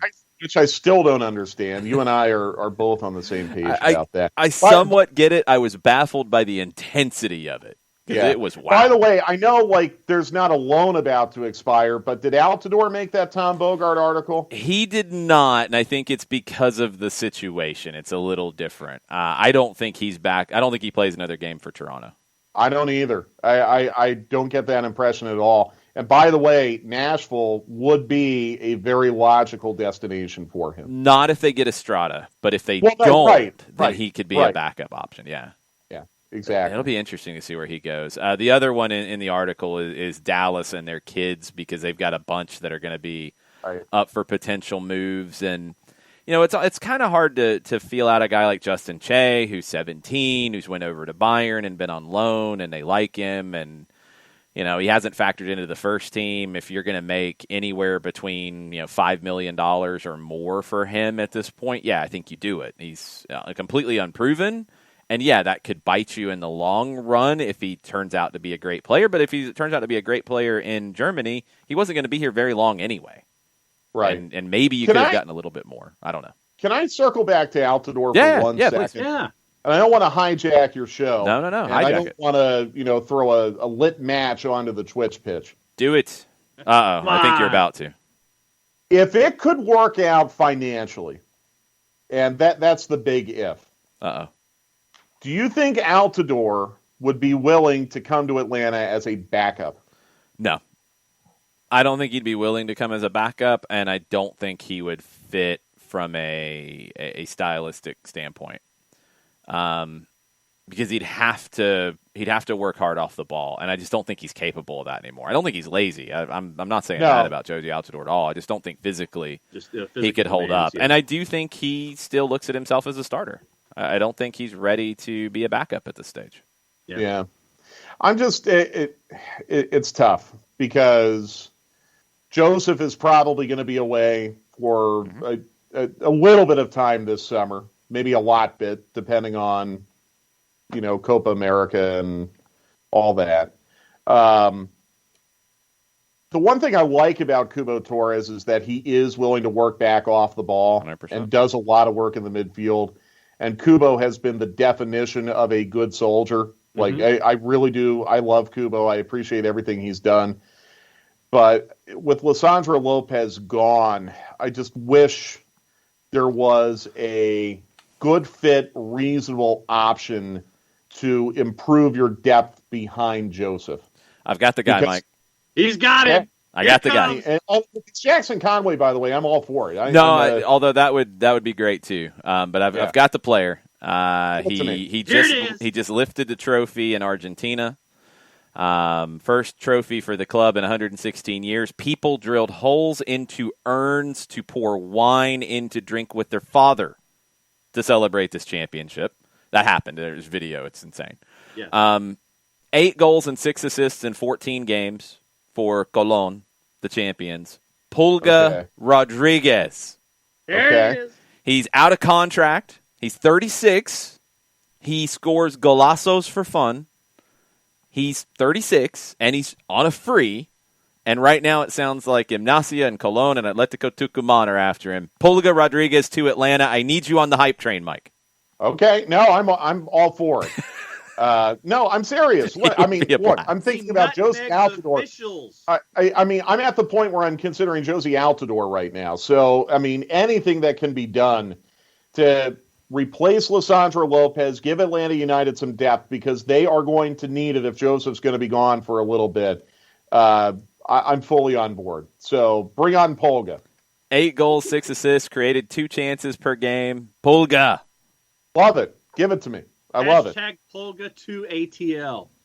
And 36 is the new 28 anyway. That's what I heard. Yeah.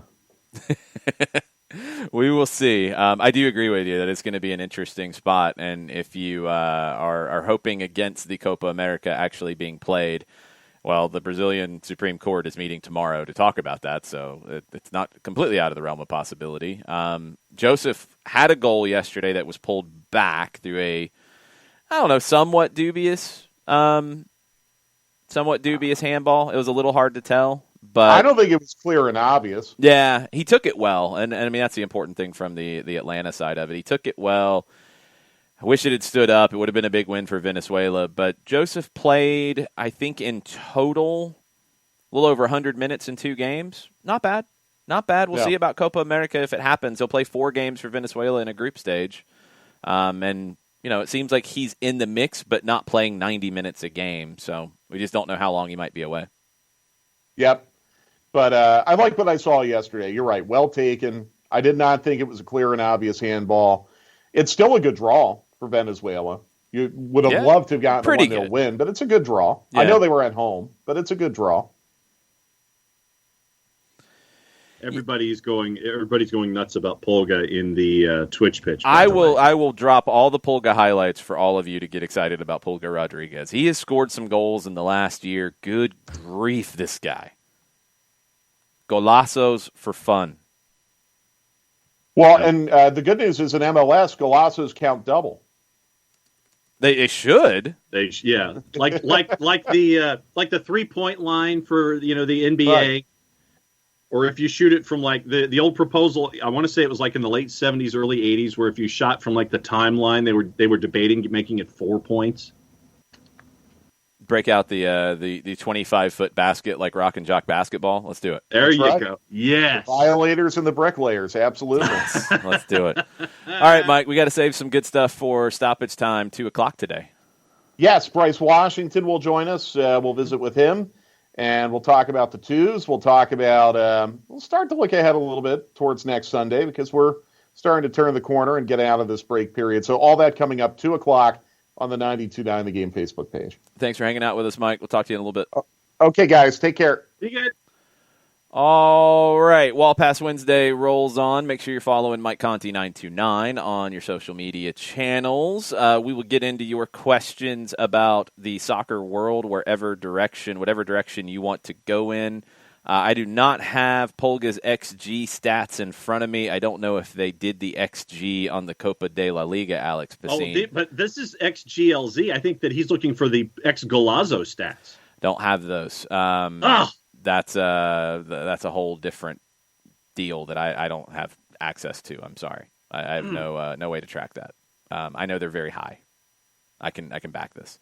Sam Williamson wants Baca to Atlanta United. I think there's like 20 other hashtags. De La Vega to Atlanta United, but he's not a striker. It's a whole different conversation about Pedro De La Vega. All kinds of different things. We'll get into that, Jason Nixon, in 1 second. Anything on Twitter we need to hit before we get started with the Wall Pass Wednesday questions? Rich Ransom, after our opening salvo, says, "You will put respect on Anže Postecoglou's name." I will. Multiple time winning at A-League manager for Brisbane Roar, where he's been Coach of the Year, Asian Cup winner with the Socceroos, J-League winner with Yokohama. Celtic is getting a successful hire at Jared_Smith. It's a little too early for this, so I'm not going to play it. Thought about it. Okay. No, not going to play that one. I'm somewhat skeptical of Rich Ransom's rant. A little bit. We'll see. Maybe he'll prove us all wrong. And Rich will be the one who's correct. William McSorley follows it along by saying, "An embarrassment of an appointment for Celtic.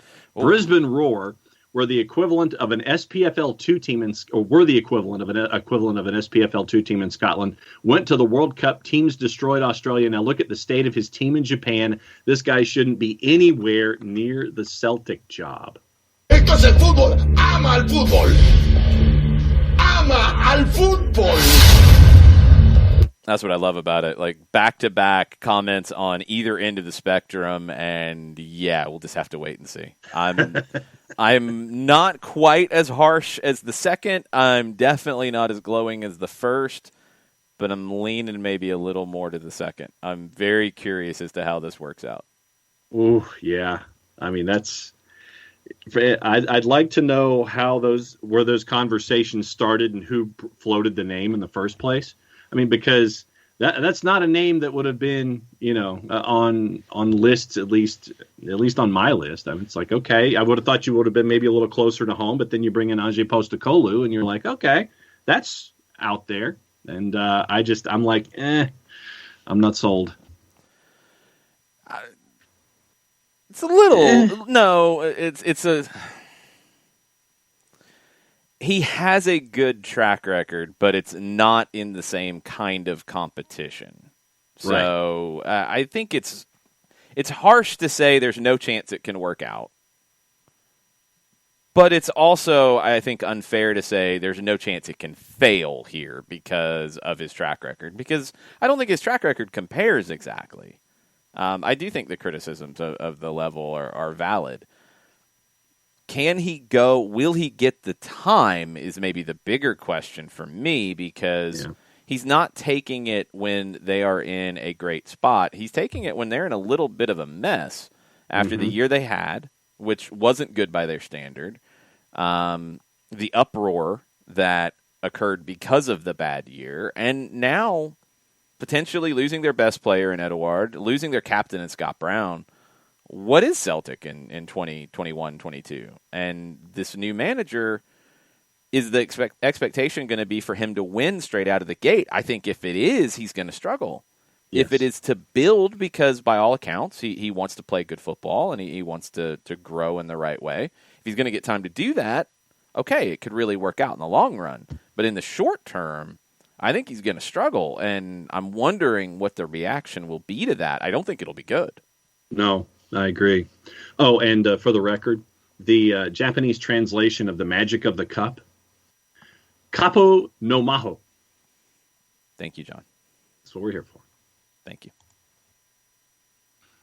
It took me forever to figure out the right verbiage in Google to sit there and ask that question. So, yeah, it took me like an hour and a half to get that answer properly phrased. Fair enough. What else we have on Twitter? We're caught up, sir. All right. One of the big things of news this morning has been Sky Sports breaking the news. Now everybody else is running with it. The 6 English clubs who signed up for what was it, John? The Super League. They have agreed to pay a combined sum of just over £20 million as part of a settlement with the Premier League that will be announced later today. This is weird. So there's a settlement with the Premier League of £20 million combined. They've also agreed to fines of over £20 million each and £30 deductions if they sign up for a similar concept in the future. I don't think the £20 million is all that much of an issue. And if they're going to be in the Super League, I don't think they really care about a 30-point deduction. But okay, you've got your deterrent now in place, Premier League. I think Colin Miller had a very good point, as many others have made as well, but I'm going to roll with Collins. In each of the last 3 seasons, championship clubs were deducted points due to the actions of their ownership. 2 of those clubs were relegated as a result. There's one rule for the biggest clubs and another rule for the rest. It's a little hard to compare because I think we're talking about different things here in terms of not paying players or not paying players on time or financial irregularities versus signing up for a new league on paper, which is it's a different conversation. Yeah. I do understand the animosity towards these teams and not having a points deduction. But as we said a lot after this fell apart, does the Premier League want to cut off their nose to spite their face? By damaging these teams, do they damage themselves as a league? I think they do. So it is a fine line as to what is the appropriate punishment because, yes, what they did was disrespectful to the other 14 teams in the Premier League. No way around it. But do they want to damage the brand and the money coming in and the revenues over a longer period of time to get back at them, to get revenge? It's not the right play. You know, this £20 million combined as part of the settlement that I think the money's going to go into grassroots stuff and all that, that feels soft. It feels like it should have been more substantial, but I'm actually okay with there not being a points deduction. I know the purists are going to be angry about that. I know. I understand it. I get it. But I don't think for the business of the Premier League it would have been the right play because it would not be good if you go into this upcoming year with 6 teams with a significant points deduction. If you want to give them 3 points or something, all right, then you just make the season chaos. But a significant one to where they would struggle to win the league and then not be in the Champions League the following year. And then you're sending Aston Villa and West Ham and somebody to the Champions League the following year. That's not going to benefit the Premier League. It's not. I'm sorry. It's not. No. So the Premier League needed to do this differently. I think they needed to get more money out of them. The $20 million fine, if they join a similar breakaway concept in the future, is garbage. It should have been a larger fine. Now, they should have found a way to do that. If this is all they could do, it feels pretty light. But they didn't do damage to themselves long term, which was the important thing. Yeah, $3.67 million per Super 6. That to me, that basically is like, okay, what can we not purchase over, like a month or whatever. But I mean, that, you know what I'm getting at here. That to me, that's a very low number for me from these clubs that generate all this revenue to make this kind of a statement.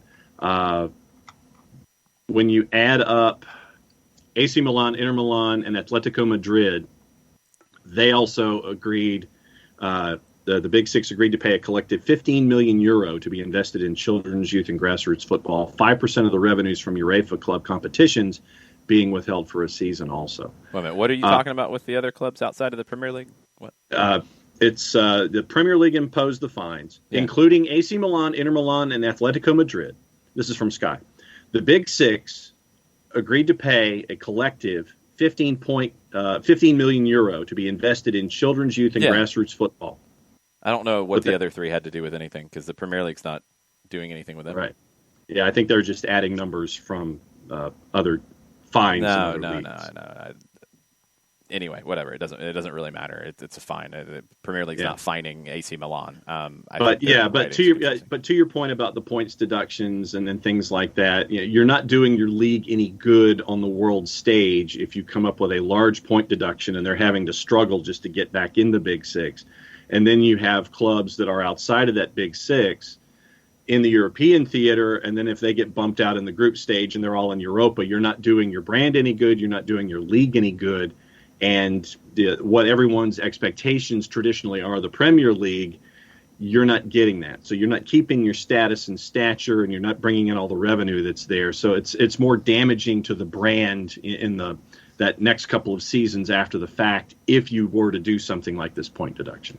It doesn't make any sense for them to hurt themselves and to do it this way. It doesn't make any sense. So we will... We'll see. I think they probably could have got larger fines, but meh. And now I've been accused of hating Leeds because I didn't mention Leeds is getting into the Champions League if you had all these point deductions. I'd like to see Leeds earn their way into the Champions League, people. That would be the best thing possible. Yes. They need to do that and earn their way in, which they possibly can, this next year is going to be really interesting for Leeds. It's going to be really, really interesting to see how that goes. Can they move on from what they did this year? Because you have to continue to, move forward.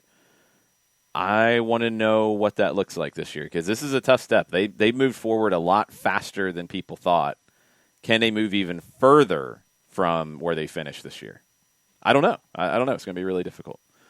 More today on the Spanish squad's special vaccination process that they're trying to get done very quickly. I kind of agree with Dermot Corrigan here. It doesn't seem like the greatest of plans before a international tournament to have the first dose of the 2-dose vaccination just a few days ahead of the tournament. Yeah. Doesn't seem like a plan. Just saying. Doesn't seem like a good plan. It's a plan. That's certainly true. Probably should have done that before. Just an idea. Yeah. Alex Pacine, you're in the Twitch pitch this morning. I would like to hear your thoughts on some of the reports that are out there about the owner of Newcastle telling Amanda Stavely, hey, we might be back in business. He's been saying this for a while, but he's now said it again that maybe they're going to make some progress in this whole takeover thing. Is there actually real fire to this, or is it just smoke at this point? I don't know. It feels like the same stuff at this point, but it does sound like, and this is coming from the Chronicle and Lee Ryder, who's a great follow if you're a Newcastle fan or just a Premier League fan in general. Newcastle fought for points deductions to this season's competitions for those. Newcastle feels like those Big Six teams don't want Newcastle to have new investment because they don't want Newcastle to be, that extra team to push the Big Six. So they're looking for vengeance. Newcastle fought for points deductions, according to Lee Ryder, to this season's competitions. They've only been hit with fines. I was trying to see if there was anything else about the possible takeover. It's all the same old about the goodwill stuff and this and that, the additional fines if they do anything similar in the future, et cetera, et cetera. But Newcastle was one of the ones fighting, looking for vengeance. I am really curious to see if there is anything to it. Alex says that's copy and paste the same stories from last year, so maybe there's not. Is Newcastle just going to continue to putter along? Yes. That's just it? They're just going to putter along? I know you're the negative one, so that's all you're ever going to say. But well, I mean, how many times have we been down this road with Newcastle? 74. Sorry, Alex. Probably. And it's just Mike Ashley, and then Ashley will go down a road, and then you'll hit a roadblock, and then, wait, we got somebody, and then you'll go down the road, and then something else will happen. Wait, somebody else. You go down the road, and it's the same story. I mean, Alex is absolutely correct.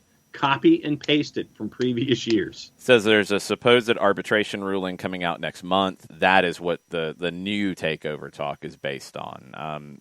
Remember, Newcastle did file for arbitration based off the way things went down before. So maybe there's a change to the process. Maybe.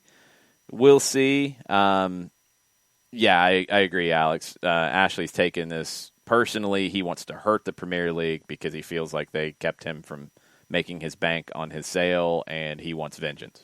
And that's why he's looking for a point deduction on these teams and all that. I get it. But, does he have, and we'll find out in this arbitration, does he have a valid complaint about the Premier League not allowing the takeover? It sounds like there were procedural mistakes made.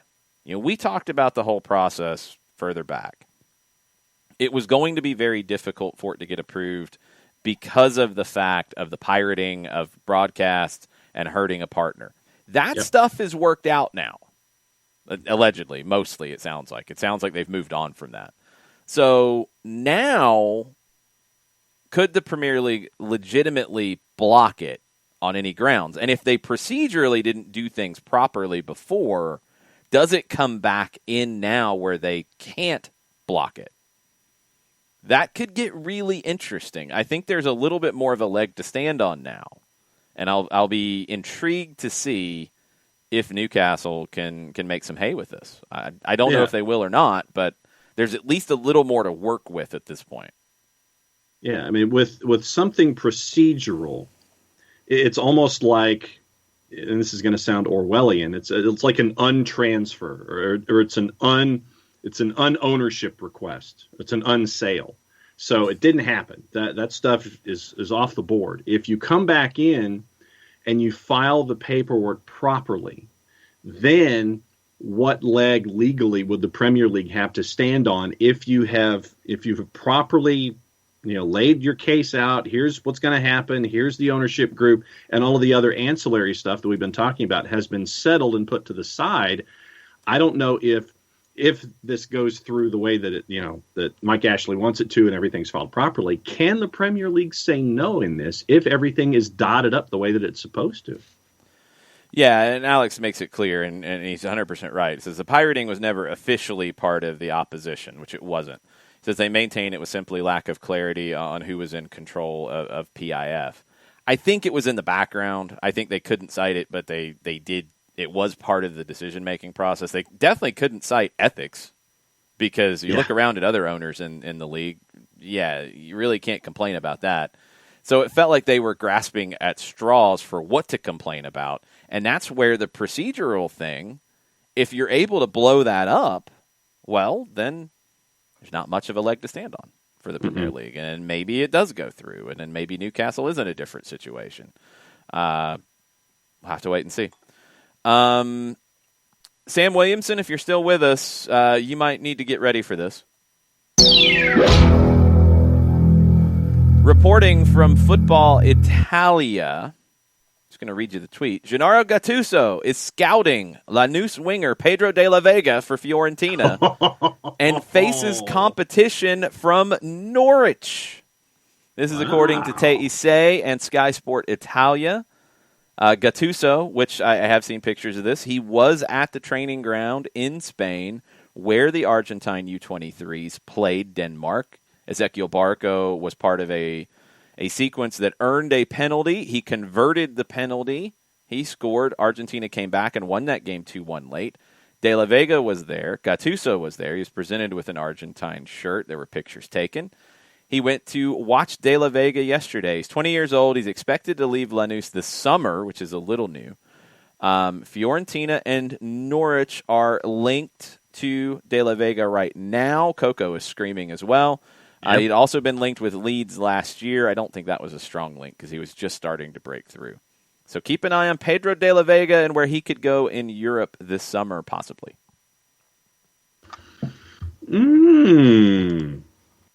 That's it. Yeah, I saw Coco screaming, and I just wanted to. Very interesting. I feel like the Artie Johnson character in Laugh-In. You just come in from behind the fern, and you go, very interesting. I'll be curious to see what he goes for. I'll be curious to see if he falls into a Moises Caicedo situation. I think going to Italy is a better fit for him. By the way, on Caicedo, who I don't know if he's going to be part of the mix at Brighton this year, although he should be, ranked the 7th highest-rated player, according to SofaScore, in the World Cup qualifiers in CONMEBOL.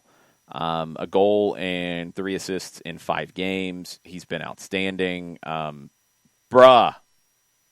Yo, Potter, play him or let him go somewhere else. Mm-hmm. It's ridiculous. Free Caicedo. Yes. Or start Caicedo, one of the two. Yeah, that's it. Don't know where that goes, but it's De La Vega going at 20. Don't know if he's quite ready. I'm not 100% sure if he's quite ready for that yet. We shall see. One other thing about these fines, it is coming out now, and it's been part of the conversation about this. Simon Stone of the BBC clarifies that Kroenke Sports Entertainment will pay the Arsenal fine not coming from the club. Spurs fine will be paid by the owners, not coming out of the club's money. I don't know about everybody else, but those two have been clarified by Simon Stone. That was one thing that fans were demanding, was that it didn't come from the club's budget. It came from the ownership's pocket. And at least with Arsenal and Spurs, they are saying that that's the case. And speaking of Arsenal, Daniel Ek has raised his bid to £2 billion to try to take the club from KSA, Kroenke Sports or KSE, Kroenke Sports Up from 1.8, but Stan Kroenke said they're not selling, so I don't know if upping the bid really makes a difference. I don't know if I'll up it 10%. I don't know if there's a negotiation happening, but that's been reported, so stay tuned.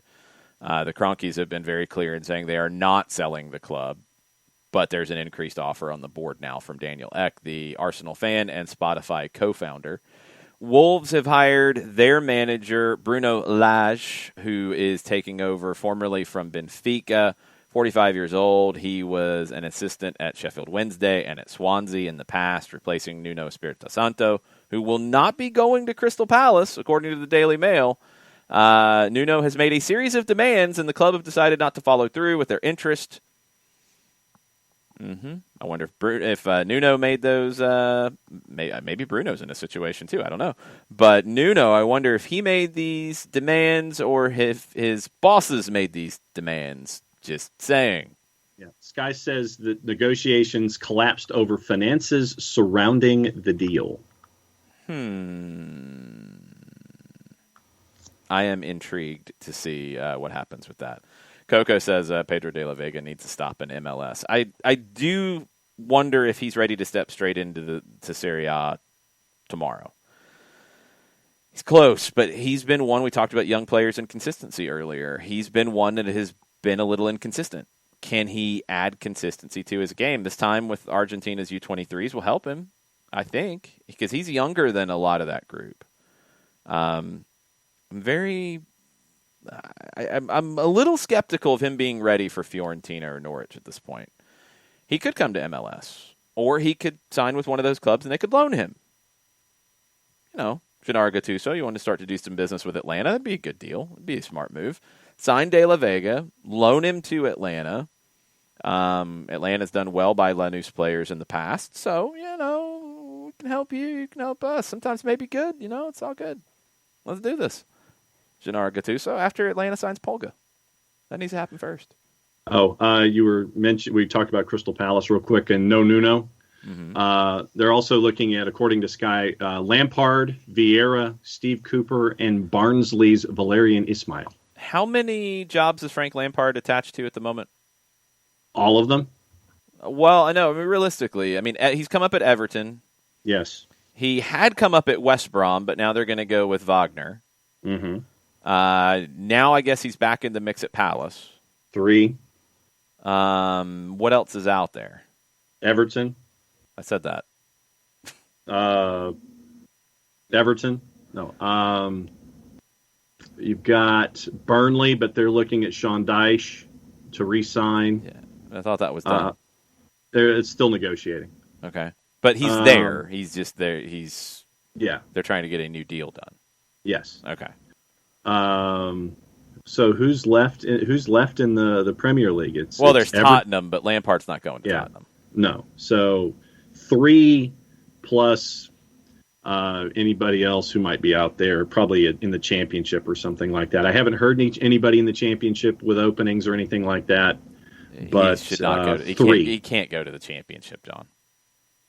Frank Lampard can't go from Derby not getting promoted to Chelsea back to the Championship. He can't do that. He can't take that job.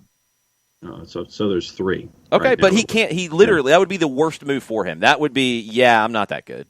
Yeah, so basically you'd have to, it's looking at top division gigs, and we're at 3. Perfect Tommy trying to break news says that Boca Juniors are interested in Frank Lampard.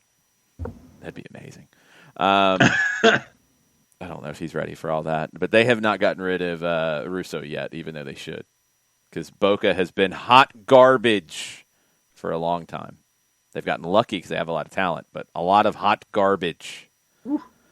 A little bit from the Telegraph and Matt Law on Hakimi, who we mentioned earlier. PSG have offered £43 million up front, £8 million in bonuses. According to Matt Law, Inter wants £70 million, and they're hoping that Chelsea's interest will drive up the price. £43 million to euros. What is that? 42. So that's 1.3. So 70% in dollars. Pounds to euros. 28 million US. Did Okay. I go the right way? No, not at all. So then multiply 30 just leave it. 30%. Just leave it. Inter want more money, basically, than PSG have offered straight up. They're hoping Chelsea will do more. Also, AC Milan are reportedly preparing a bid for Giroud, which that's come up a couple times. AC Milan might be doing a lot of business with Chelsea, is one of the rumors out there. Could be up to 3 players that Milan could bring in from Chelsea. Yeah. All right, that's going to do it for us. Stoppage time, 2 o'clock on the 92.9 The Game Facebook page. The 2s tonight, 7:30, ESPN Plus. Also, you can watch it live from Fifth Third Bank Stadium in Kennesaw, Georgia. 2's review will go live about 20, 30 minutes after the final whistle tonight. We'll be on the app for that, so if you want to listen, it's on our Soccer Down Here app. You can get that for free in the Google App Store, Google Play Store, or for iOS, whichever way you want to go. We can get the app so you can get all the content there, live and on demand. And then we'll be back tomorrow with our normal show. And then tomorrow evening, we will be at Slow Pour Brewing in Lawrenceville, GA. We've got some friends coming from the Gwinnett Soccer Association. We also have, I think, the Terminus Legion chapter in Gwinnett is going to be there. Lots of great specials. Looking forward to seeing y'all at Slow Pour tomorrow evening. Normal time for the live shows in the evenings. It'll be 6 o'clock start time. We'll be there about 5 o'clock. Stick around for a little while, talk, answer questions, have a beer, et cetera, et cetera. So busy next couple of days. Hopefully you will be with us for some or all of it, and we'll talk to you soon. Much plot, y'all. Much plot, y'all.